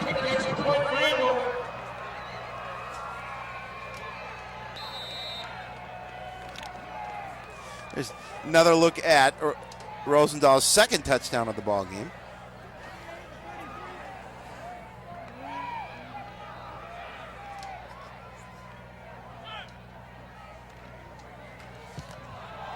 Kick is nearly blocked, but it is no good. I don't know if they got a piece of it or not. Chris Morley, I think, got a piece of that football, and if that's the case, that is huge. A huge special teams play right there by Coon Rapids, and yeah, he's a little pumped up. Yeah, I would say so. We'll see if we can see him. I'm sure I think he just got a tip of the ball, just enough to knock it off course. We'll watch the Rosendahl touchdown. And there's the easy walk into the end zone, and now the block on that extra point, which is huge. Well, and the Cardinals know what it feels like to lose a ball game because of a blocked field goal, as they did to Andover. Let's go down to the sideline. Zach Nienaber prowling the Coon Rapids sideline. That's a huge missed extra point, and finally the kicking bug bites someone else besides the Cardinals. Now Coon Rapids can push down here and take a long drive. A lot of time, more points, a lot of pressure back on the Andover squad. Let's send it back up to the booth. Thank you, Zach. I've never been bitten by the kicking bug, and I wonder if that hurts. It's hurt the Cardinals. It hurt the Huskies this time. This season, that's for sure. And there you see Morley coming through. Getting a little piece of it. Short kick, McKissick bobbled it and will fall on it at the 16, 17-yard line. Well, smartly falls on it. Make sure you don't want to give the ball back in that situation. But as you know, that's a huge block on the extra point. Just a huge block. Puts the Cardinals with that 1 point, 28-27 lead. And now they have the ball. And as Zach said, if they can take some time off the clock, they can march down the length of the field. That really puts the pressure on Andover. Well, the Cardinals now will start from their own 17. They have a 1 point lead, but no chance to get conservative right here, that's for sure. And a big stop on first down for the Andover defense as Trimble just went nowhere. Well, I think defensive coaches. That was Gazzoni even. I think the defensive coaches on the sideline, Joe, coming into this drive said this is a place in the field where we just have to stop them 3 and out. We have to pressure them. We got to get the ball back now. It's getting to the point where we have a minute left remaining in the third quarter. We're going to move into the fourth quarter. We're going to be trailing by a point and get that ball back.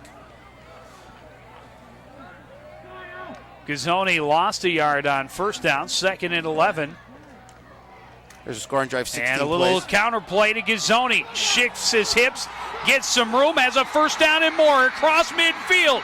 Skips another tackle and pushes another one off. Preston Gazzoni is going to go 84 yards for the score. Coon Rapids back on top by a touchdown. Unbelievable. Finally, somebody else gets burned by the big play bug. And Andover giving up that huge touchdown run to Preston Gazzoni. What a score. 84 yards. That young man's got to be pretty tired, but also very, very happy. 121 yards and 2 touchdowns on 4 carries in this second half. Matt Clauson to put the Cardinals on top by 8. The kick is up. It is good. It's Coon Rapids 35 and Andover 27. Well, you talk about quick strike. There's the CR. You talk about a quick strike play. Preston Gazzoni did just that as he took that ball. And you know what, Joe? When if you're not going to bring him down, you're certainly not going to catch him. Some missed tackles there, but Preston Gazzoni making the most of it. There's a nice job, the shift to the outside, nice little stiff arm, and watch him just give that little hesitation and another stiff arm. There's where the one missed tackle. Pratt trying to bring him down, gives him a stiff arm there, and it's just clear sailing for Preston Gazzoni at that point.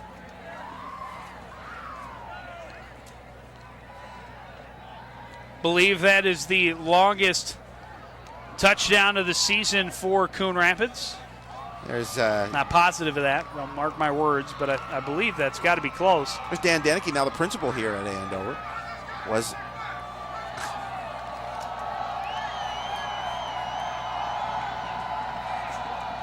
31 seconds remaining here in the third quarter. Klaus kicked this one toward the sideline. It's going to bounce, be picked up at the 10 by Kessler. He's out across the 20 to about the 23. 2 plays, 83 yards, 56 seconds off the clock for the Cardinals scoring drive to get them where they are right now. 35-27 over Andover with just 26 ticks remaining in this third quarter. Joe, Cardinals in a great situation. They know that especially if their defense can hold Andover here, obviously they'll take it into the fourth quarter with that 8-point lead. As we see the Cardinal fans very happy in this cold, crisp evening here at Andover Husky Stadium. Everybody trying to keep warm. Of course, with a 2-point conversion, this is still a 1-score game. Right. And still a lot of ball game to be played. 12 minutes, 26 seconds remaining. Schmidt out of the shotgun on first down, fakes the handoff, then throws to Schlew on the side. He's got some room. He's out across the 35 to the 36-yard line.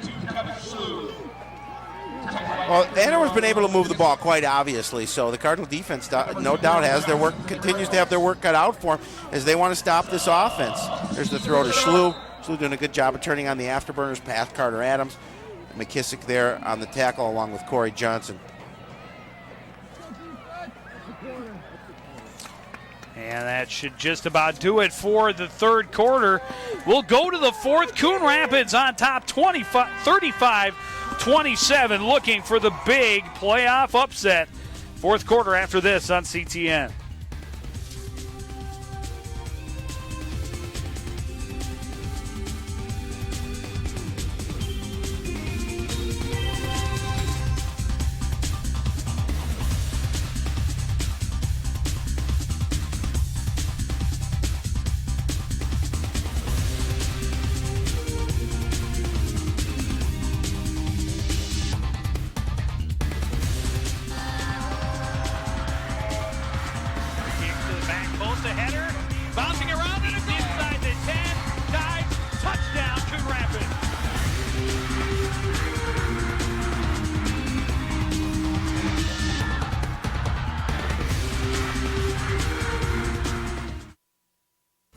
CTN Studios is proud to offer the best of local programming.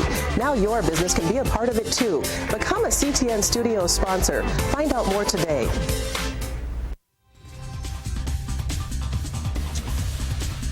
Husky fans hoping for a big comeback by the home team. 35-27, they trail after 3 quarters. Well, as you mentioned, Joe, plenty of time. A lot of time. Plenty of time. A lot of ball game. And as you also mentioned, a 2-point conversion away from a tie if they score. but they need to get to the end zone first, and the defense has been quite stout here in the second half. They have. They've made some great adjustments. They forced the 3 and out on the first possession, and then forced Andover to face a couple of third downs, even a fourth down, 2 fourth downs in that drive that have led to their score. Fake the pitch, looking to throw for Schlew. Morley was with him, step for step, and the pass out of bounds anyway, incomplete. Oh, it was a nice fake by Schmidt trying to draw the defense inside, and then Schlew tried to get past Morley. There's the throw to the out, but as you mentioned, way too far out of bounds. Let's go, Black Sharks, let's go! Get it back!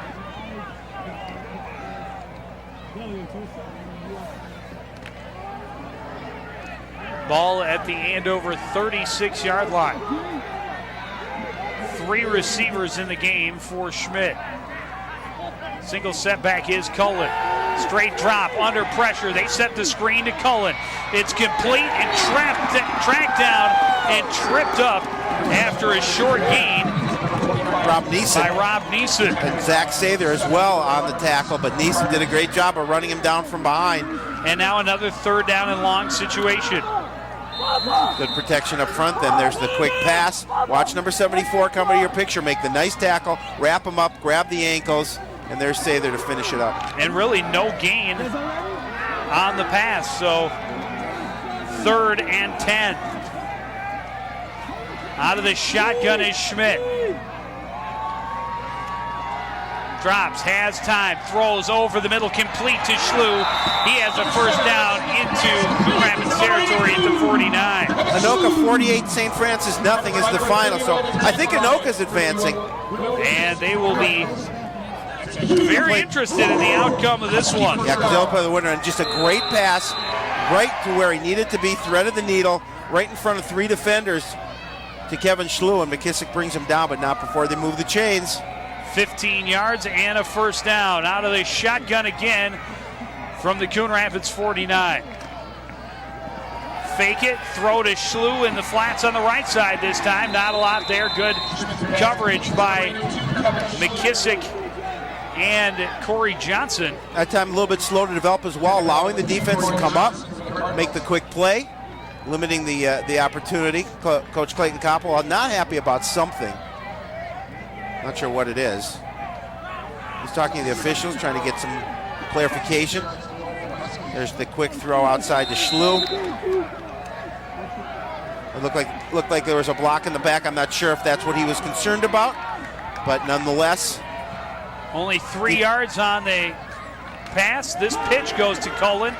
Left side has some good blocking over there.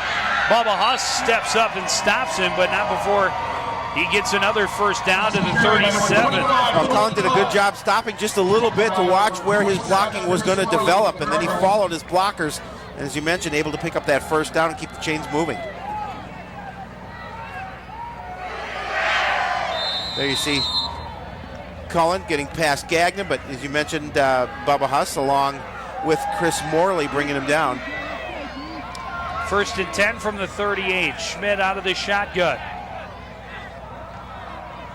Play action. There's that quarterback draw again. Schmidt being chased by McKissick. McKissick will drag him down right at the 30-yard line, and after a gain of about 8. Well, McKissick wasn't going to let him gain that corner and gain the additional yardage. Good job of bringing him down. Good initial burst of speed by Schmidt. Little hesitation step. Watch number 31 come into your picture and make the tackle. And it'll bring up 2nd and short.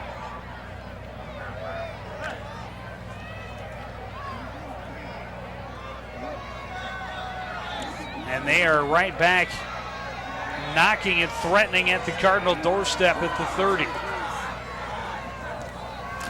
Pitch goes to Rosendahl left side, tries to cut back, not a lot there, but enough for the first down. Yeah, he'll pick up the chain. He'll pick up the first down, keep the chains moving, and right now Andover with a nice drive, trying to come back and answer Coon Rapids' long touchdown of their past drive.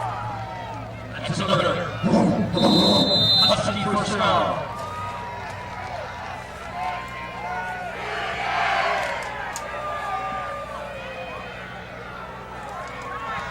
First and 10 from the 27. Schlew out wide to the near side. Rosendahl, the lone setback. Looks for Schlew on the left, and the pass is complete. They're coming in awfully close. He is a good receiver. He knows exactly where he needs to be on the field, and he's got nice hands. We'll see it here. Pass from Mike Schmidt keeps it low. Good protection again up front. And there's the throw to Schlew.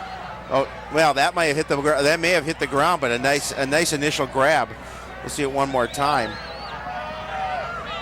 Yeah, so that hit the ground. Definitely on the ground. That's on the ground. So they get one there, 2nd and 5.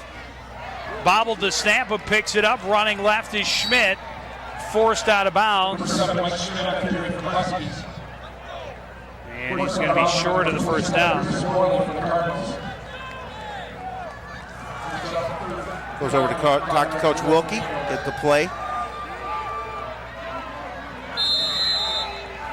Obviously 4-down territory.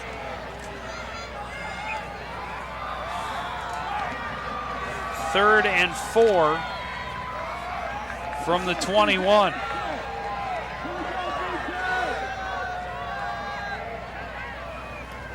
Fake the pitch to Rosendahl, throwing for Schlew, incomplete. Yeah. And a late flag comes in. This from the same official who just missed the fact that he did not catch that ball. He did not throw the flag until after Schlew turned and talked to him. Well, he appealed for it, but it looked like he may have held the jersey. But you're right. He did appeal. He did appeal to the official. We'll take another look at that and see if he grabbed a piece of his jersey. He did appeal to the official. Then the official threw the flag. I don't know if we're going to see it on. His eyes are on the ball the whole time, and there's no contact there at all. First down. I disagree. 2 calls in a row. Well, it may have been early. We can't see it, but believe me, if he talked the official into that call, shame on the official. Well, it's going to be defensive holding, so it'll be 1st and 10 from the 11. Dropping back, looking, Cullen on the screen, cuts back, hit, and dropped inside the 5 at the 2-yard line. Well, Cullen had some blocking out front. Well, they've got 2nd and about, I think it's about 2. They get a first down at the 1. There's the throw, quick throw to the outside. Morley, and I believe, couldn't see who the other Cardinal was on the tackle, got an ankle. Nonetheless, Andover in a good spot, knocking right back at the door.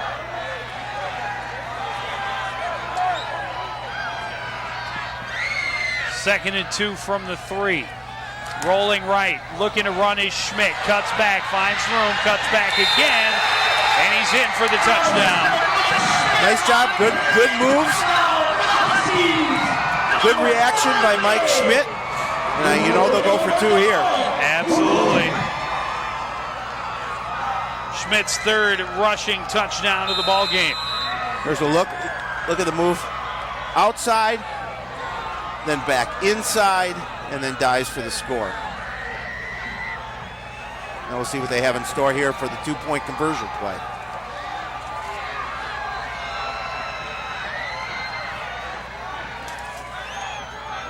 Man in motion is Kessler. Flags fly. Huskies called timeout. No, it looks like the Huskies did.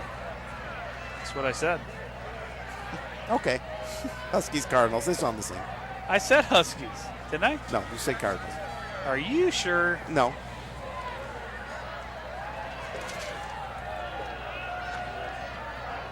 They saw something they didn't like defensively in the setup by Coon Rapids for the play that they called. Smart timeout. If you're not sure, you call the timeout, set up, call the right play that you have in mind. We'll take a look at the touchdown run one more time by Mike Schmidt. He's looking good block up there by Rosendahl. Good block to the outside on Bubba Huss as well, and then he turns it back up inside and gets the score. Good blocking by Andover on the corners. There's the dive for the score.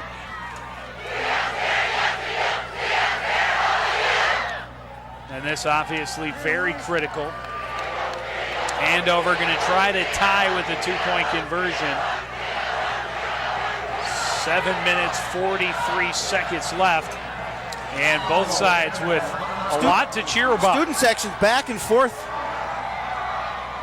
to each other. Cardinals on one side, obviously. Huskies on the other.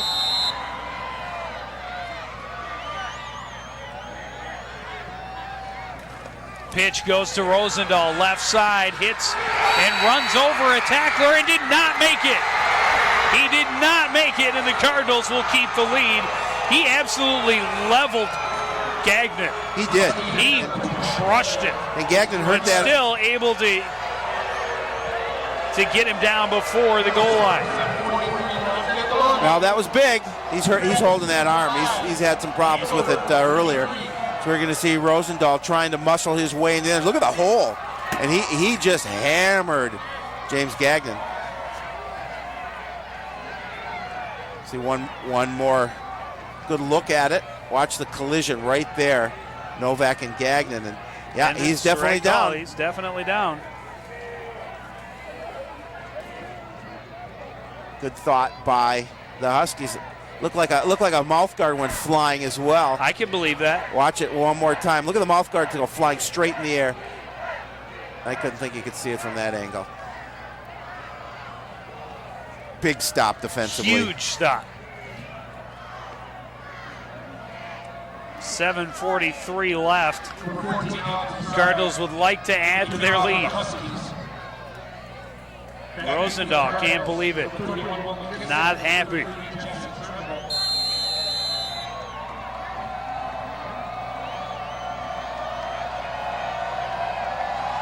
Basara's kick, a good line drive. McKissick takes it from the 14. Got right up behind his blockers out across the 30 to the 31. He almost lost the handle on that ball, too, coming through. The scoring drive for the Huskies, 12 plays, 77 yards, 443. Got the score from Schmidt, and the missed 2-point conversion puts us at 35-33 in favor of the Cardinals from Coon Rapids. Well, I'm not positive, but this could be. I think Andover is still looking for its first playoff victory since its inception 5 years ago. Coon Rapids looking for its first playoff victory in nearly a decade. We haven't seen one.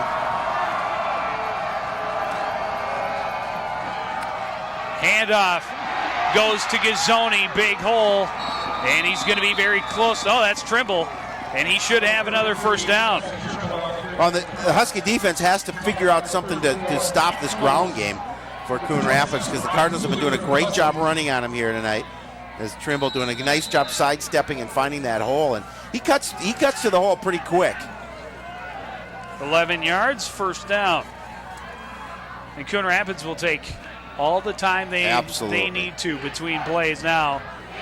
Suck as much time off the clock as they can and hopefully add to their lead before they give the ball back to the team in black.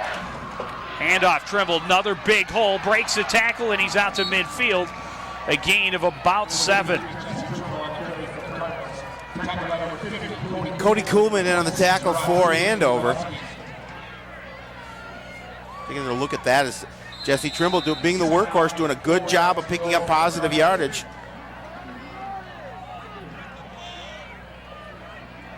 Be second at about 3, call it 4 from the 50.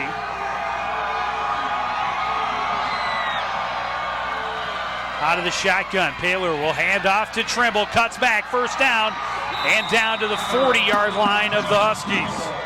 A missed tackle coming in also allowed Jesse Trimble to sidestep and pick up that first down. Doing a good job of marching this ball, keeping it on the ground.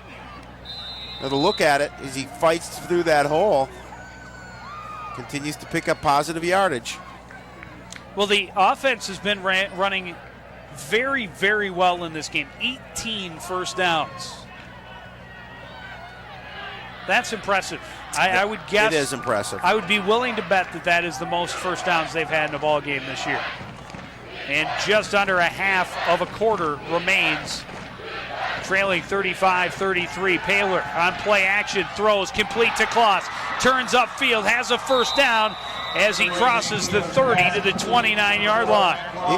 You have to be very impressed with Coon Rapids coming out here, doing a good job of controlling this game, controlling the clock, moving the ball. 5:46 remaining in the ball game. There's the fake to Gazzoni and the quick throw to Matt Kloss.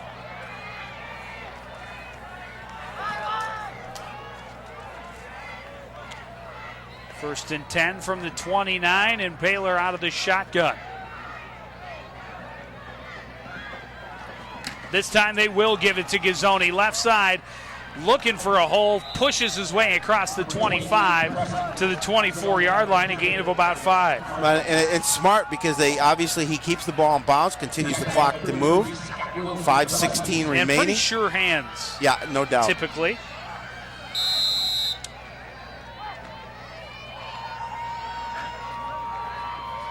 And remember, Kloss can kick the ball about 40 yards. You don't necessarily want a field goal at this point, but it's better than no points? Than not getting points, correct? Handoff goes to Gazzoni, or Trimble, and he's going to push his way close to the 20. It'll bring up third downs.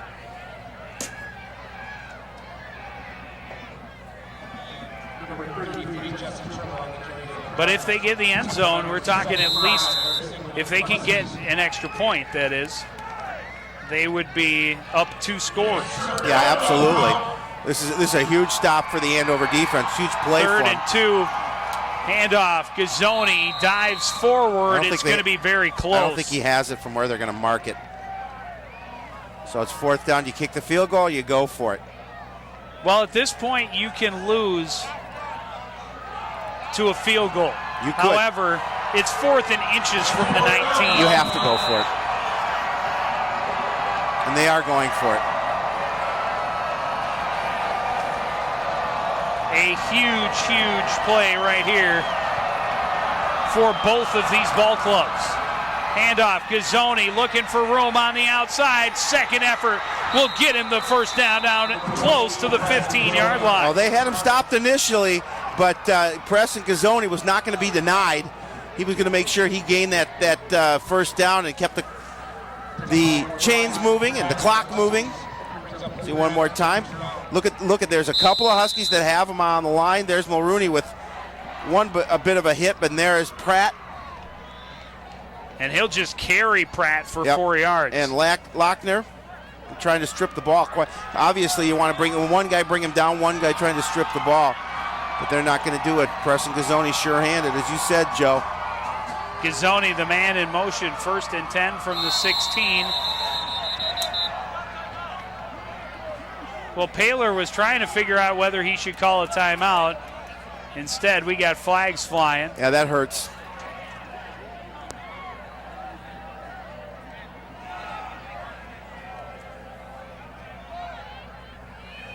Dead ball.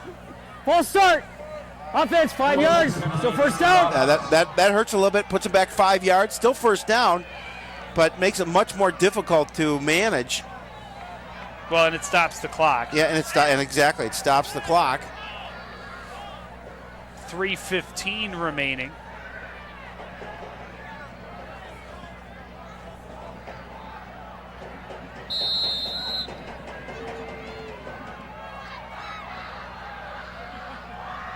There's a little bit of confusion right now in the Cardinals huddle. And I think they got to be careful if they don't get a delay of game at this point. They got to hustle to the line. The clock started running again.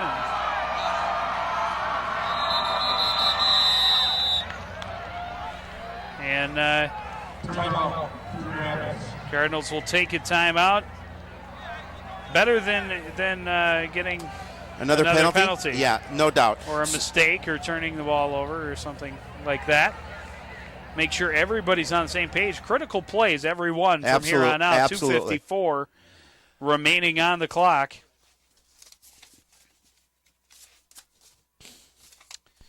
Be sure to catch all the latest news and information from Coon Rapids and the surrounding area on CTN News. Join Steve Erickson and Karen Savanich every Friday at 5 p.m. for a new show, CTN News, your local edge.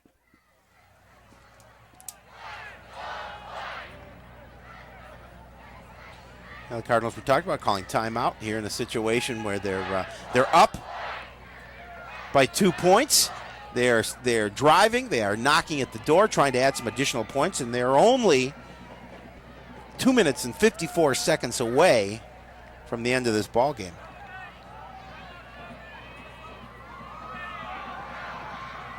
Here we go. Two receivers to the near side now on 1st and 15 for Jake Paylor. Handoff, Gazzoni, left side, cutting outside, and flag comes in right at the line of scrimmage. Yeah, that's coming back. That's a hold on the Cardinals. Well, the one thing the Cardinals have in their favor is the fact that there's only 2 minutes and 49 seconds remaining in this ball game. And an offensive penalty cannot extend the game. No. Well, that's two back-to-back penalties the Cardinals could not afford. And Coach Koppel is not happy. So instead of 1st and 10 from the 16, they're going to have 1st and 25. Hold. Offense, 10 yards from the spot. Repeat first down. Ouch. Well, let's call it 1st and 24 from the 30. Either way, that's two bad penalties on an offense that was knocking on the doorstep. Now 1st and a long way. A long way. They got to get to the 6 for a first down. Lammy, the man in motion. Paylor hands off to Gazzoni on the draw, tripped up. Looking to break that one open, but he was tripped up just at the last second. He'll gain about 3. And I think that's a smart play because you continue to run the ball. It's only first down. You keep the clock moving. You're going to have to eventually force them to use their timeouts. You see again the draw to Preston Gazzoni trying to get some positive yard. Good job by the Andover defense limiting him in his endeavor.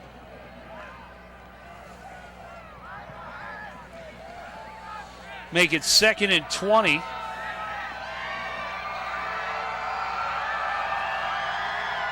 Sturm moving from right to left. Pitched. Gazzoni looking to throw. Now we'll pull it down and look to run.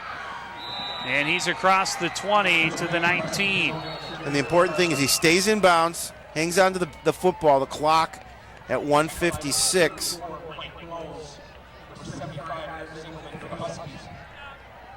There's another. Andover's calling their a timeout. Look, you mentioned he looked to throw. Whether he was just drawing the defense out a little bit, I'm not sure, but he made a smart move by keeping it in bounds. Picking up a few yards, forcing Andover to call timeout. Andover's in a tough situation.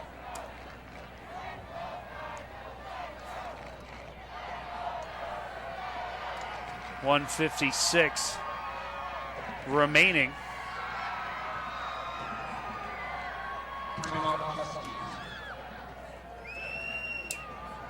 Take a look at the Cardinals sideline.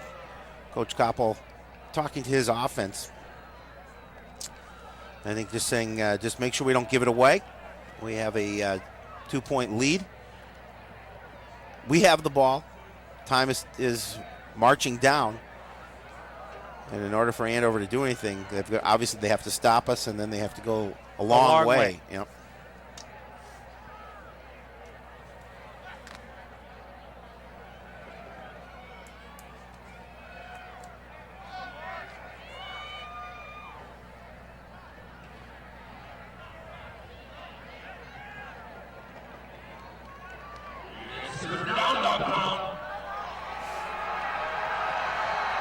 Your favorite PA announcer. 3rd and 14. Paylor out of the shotgun. Gazzoni is back there with him. 2 receivers to the near side. Paylor looking for Gazzoni. Throws complete. Gazzoni evades one man, but can't get much. He's to the 18. I think they'll Let's see if they kick the field goal. 4th down, minute 40, under a minute 40. Now, field goal would keep you. It would have to score a touchdown. They'd have to score a touchdown, so 3 points would put you at a score where they'd have to get 7. Right now you're looking at about a 35-yarder, which is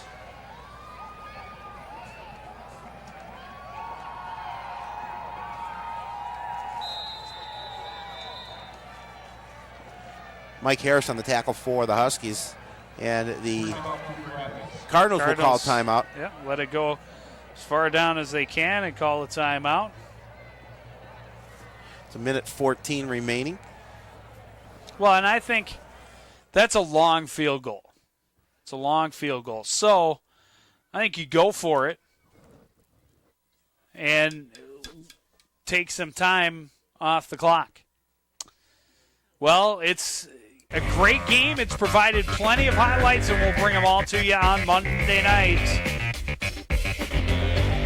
Playoff edition of Sports Night. Playoffs? Have the volleyball playoff highlights on there as well. Possibly yes, 2 games worth of football highlights. Wow, they're going to kick the field goal, and I think that's a smart move here. I think you put the extra points on the board. You force the Huskies to go the length of the field and score a touchdown to win this ball game. Well, yes. But they got to make the field goal first. Got to make the field goal. Because a field goal on the other end would give you a 1-point win. Not a lot of time left, though. So be from just under 35 yards for Matt Kloss. Kick is up. It's got the distance, and it is good. Big field goal for Matt Kloss. Big field goal. Puts him up by 5 points. And only 1:09 remaining.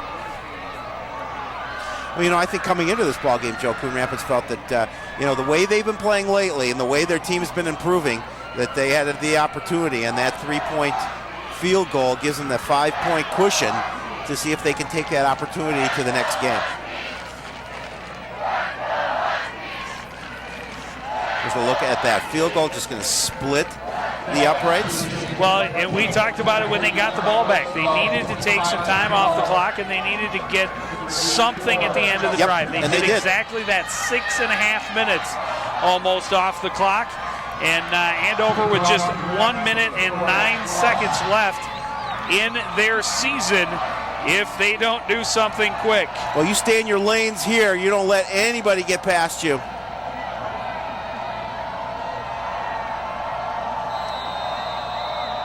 Here is the kick by Kloss. It's a line drive to the right sideline, and they will let it go out of bounds, and Andover will start from the 35.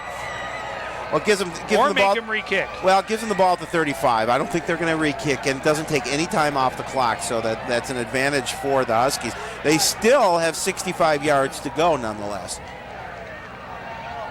There's the Pulse, 13 plays, 50 yards, 6:27 off the clock on that field goal. Free kick out of bounds. 35-yard line, first down. Well, the Huskies are wasting no time getting to the line of scrimmage. And they will come with 3 receivers, and Schmidt out of the shotgun. Looking over the middle, throws, and perfectly played by Bubba Huss. He got to the Hinseth at the exact same time as the ball. Well, yeah, and I think James Gagnon had a real opportunity to pick that off as well. But Bubba Huss timing his hit just to where he needed it to be. And that ball kind of, watch at the end here, the ball kind of just shoots up in the air a little bit. Looks like number 32, James Gagnon, has an opportunity. Look at that, right off his knee. So 2nd and 10. Looking over the middle for Schlew this time. What a catch! Reached up with one hand and pulled it down, and he's got a first down into Cardinal territory. Well, you throw it to your money player, and Kevin Schlew is the receiver that they want the ball in the hands of. There's a quick look. What a great catch. Just one-handed, brings it in. Ball's going to pop out. after he hit the ground. Schmidt looking to Schlew again. Nearly picked off by Gagnon again. That's twice Gagnon had an opportunity. Stops the clock. A little less than 52 seconds remaining. Still plenty of time for Andover, but plenty of real estate in front of them. 2nd and 10 from the 44. The Huskies have one timeout remaining. Out of the shotgun, Schmidt looking for Cullen on the left side. Catches it, hit, and kept in bounds by, is that Carter Adams? That was Carter What a great tackle.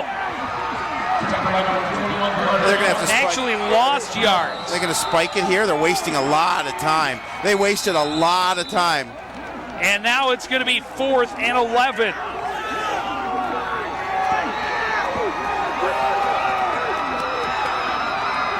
The season comes down to one play for the Andover Huskies. Well, and it does. And the Cardinals, you can see the Cardinals trying to get their fans pumped up. No timeouts remaining. And a great play by Carter Adams to keep him in bounds. There's the Cardinals players on their sideline trying to get the fans pumped up, looking to get the mild upset. 4th and 11. Schmidt looking, has plenty of time, now pressured, throws. Bubba Huss there to break it up. The Cardinals are going to win. Unbelievable, Joe. Cardinals will take a knee with 27 seconds remaining, and they will win their first playoff win since you and I have been doing this. 9 years. Unbelievable. And I can't be there for round number 2. Nothing Andover can do to stop the clock long enough now. The Cardinals are moving on to take on Anoka in the semifinals. Anoka, a team that the Cardinals took in a blocked field goal or a blocked extra point away from a tie with Anoka in the regular season. Here they were blown out by the Huskies in the regular season. And they come in when everything is on the line. And the Cardinals are going to the next round. Look at the smiles. And a lot of well-deserved smiles on the sidelines of the Coon Rapids Cardinals. Cardinals just scoring a lot of points, 38 points here tonight. And that's a very happy coach and a very happy sideline as that sideline erupts. Cardinals come out on top, 38-33. And they get, as we talked about, their first playoff victory in an awful long time. Now that looks at the matchup as Anoka throttling St. Francis this evening. So is this are they going to see the same Anoka team they faced earlier, and it's going to be a close game? We'll have to just wait and see. But nonetheless, Cardinals in a great situation because they come in, Joe, and they play Anoka, a team that they played to within 1 point of a victory, of a tie. As we see the brackets there you see Champlin Park, of course, getting the bye. We don't know what the final score of the Blaine Forest Lake game. And there it is, Coon Rapids, the number 6 seed, moving into the next round to play Anoka, the number 2 seed. There you see that score of 48-0 over St. Francis. So that, at the time we saw, Forest Lake had a big lead on Blaine. So it could be a Forest Lake Champlin Park matchup, a Coon Rapids Anoka matchup. Nonetheless, it's a matchup that Coon Rapids will be looking at for this coming Saturday as they're going over to the fans and getting some high fives, some well-deserved high fives. There's Chuck Ochter with his arm around Clayton Koppel. And these players are very happy. And on the other side, a very dejected Andover Husky team. I think Andover, and I talked to Coach Rich Wilkie, and he said his team will not, and I repeat, will not look past Coon Rapids. Yeah! And the Cardinals finally put a complete game together. Offense, defense, special teams. And special teams, you may just credit this game for special teams. The blocked field goal, or the blocked extra point, kept the Cardinals in front. And they then stopped the 2-point conversion, which Andover was forced to go for because of that blocked extra point. And then the 3 points was more insurance than anything at the end. Head coach Rich Wilkie, a dejected head coach, certainly knows that he had an opportunity here to move on and play Anoka, but he met a team in Coon Rapids that was determined. They weren't going to give up. They knew that they were playing some good football. A big win, Joe. We talked about a big momentum on that win over Centennial. Gave them their first win of the season, gave them some confidence to come into this game on the road in a hostile environment and pick up the win. And what an impressive win. Everybody contributes, and just a huge win for the Cardinals. And how much did that win last week at Centennial help them? Oh, huge. As far as their confidence is concerned. Huge, that we can win a game. We can win a close game right down at the end of the ball game. They did exactly that.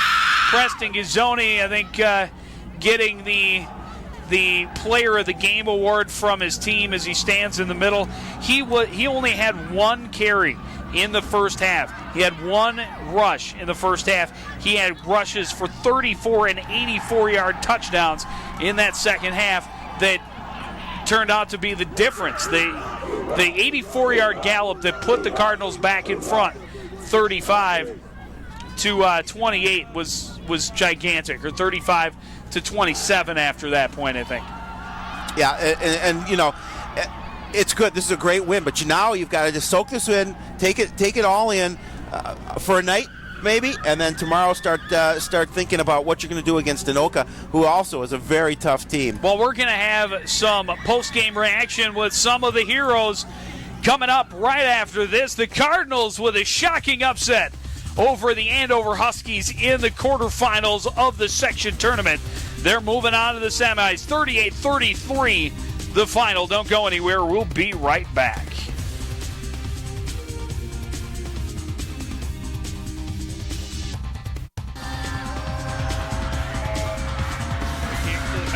The header, bouncing around, and it's inside the 10, dive, touchdown, Coon Rapids.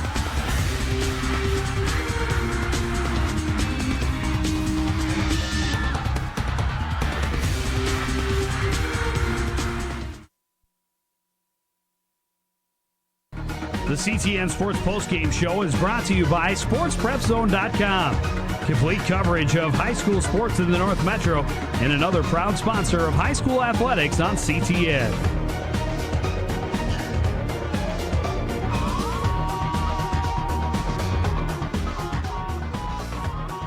Welcome back. We're down on the field. Final score, Coon Rapids 38, Andover 33. And joining me now, Jesse Tremble and Preston Gazzoni.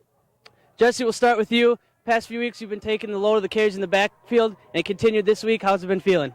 Pretty good. I just love to run the ball behind him. I'm just basically the backup. Love to run the ball. I don't know 2 fumbles at the beginning of the game. I haven't done that yet. I won't do that again. All right, well, you definitely haven't looked like a backup for the last few games. You played well. And on the other side, we've got Preston Gazzoni, out with injuries for a while. Now you're back and lined up a little bit at receiver. Yeah, I think the goal there was to spread out the defense a little bit and kind of give more room for the running game, which will also open up the passing game also. Well, the offense definitely looked good tonight. Didn't punt all game, scored on every possession. And up next, you guys have got Anoka. Good matchup. We'll send it back to a commercial here, and we'll be back with more of the postgame show after this.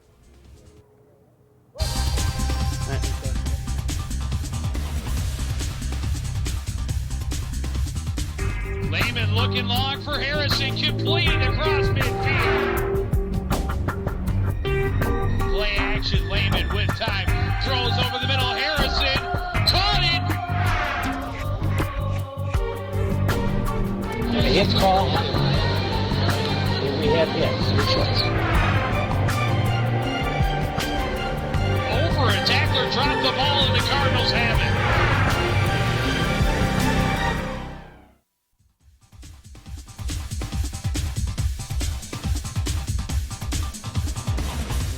All right, we're back from break, and joining me now, head coach Clayton Koppel. Clayton, 38-33, what does this win mean for the program?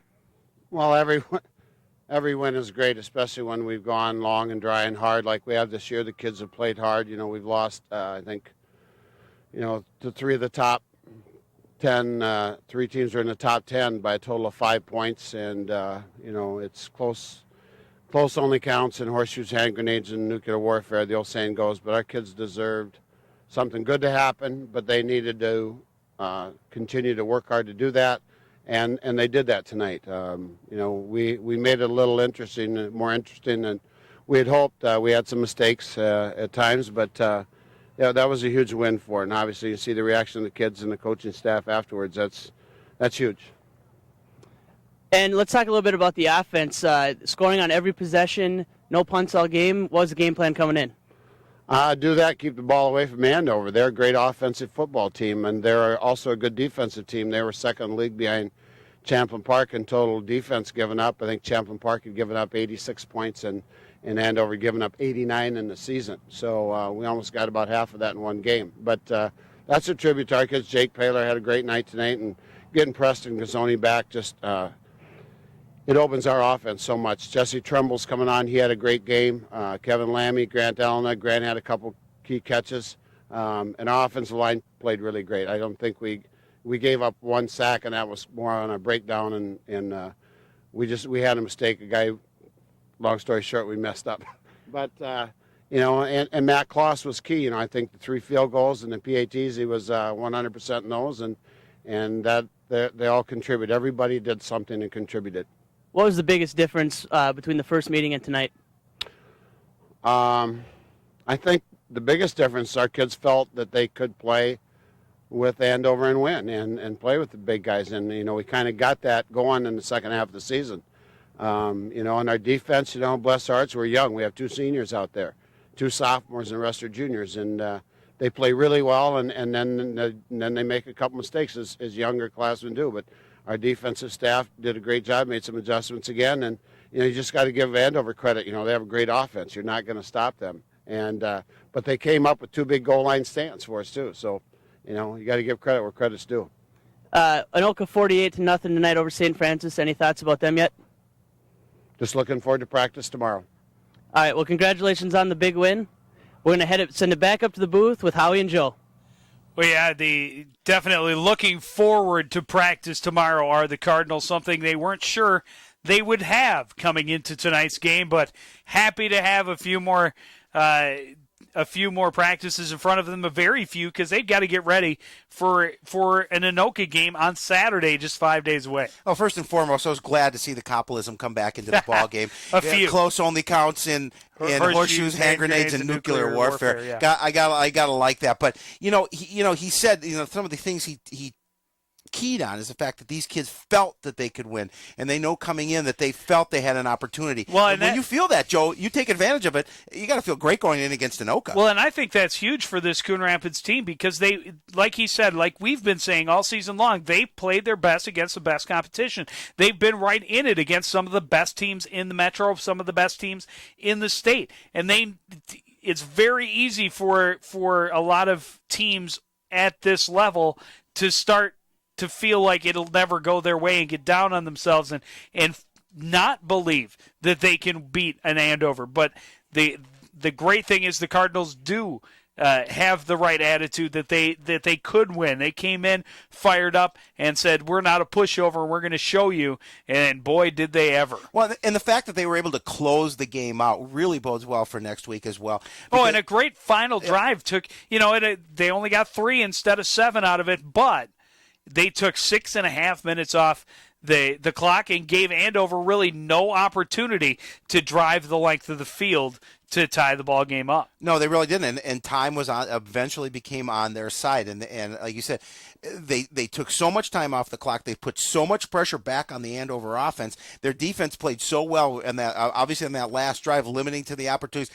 Really had a couple of chances to intercept a couple passes on that last drive, but nonetheless, they did what they needed to do. They sealed the deal, and they've continued to develop that confidence that they started developing last week against Centennial. Well, and the defense came up big. First plays of the second half, as we take a look at the highlights, they forced Andover to the first 3 and out of the game for either club, and the Cardinals responded by scoring. Preston Gazzoni, one of his first carries of the ball game, just his third carry of the ball game, makes a great cut back at that point for the 34-yard score.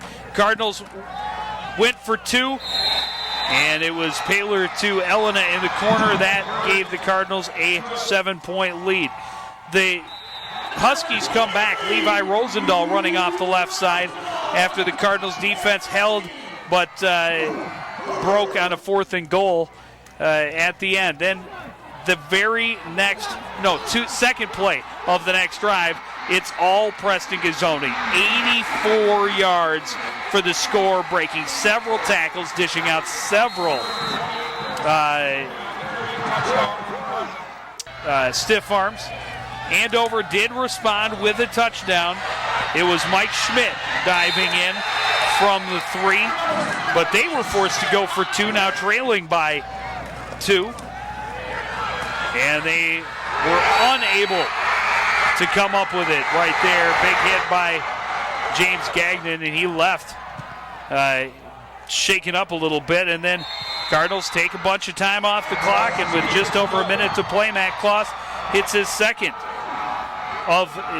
field goal of the game, and then a big stop right there by Carter Adams kept him inbounds and forced the Huskies into a 4th and long situation. The Cardinals come out on top. Look at that, 526 total yards of offense for Coon Rapids, 343 on the ground, 183 through the air. Only put up 23 more passing yards than they had at the break, but they didn't need to. They controlled the ball on the ground. 393 total yards for the Huskies. When they needed to throw it, they did. They had 160 of those passing yards in the first half. In the second half, they didn't need to.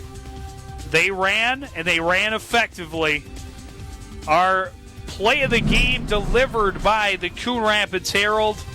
It is Preston Gazzoni with what eventually was the game-winning touchdown, an 84-yard run. Look at all of the stiff arms. There were 2. There's number 3.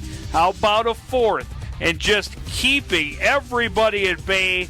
84 yards for the score. That put the Cardinals up 34 to 28 at that point, and then they added the extra point.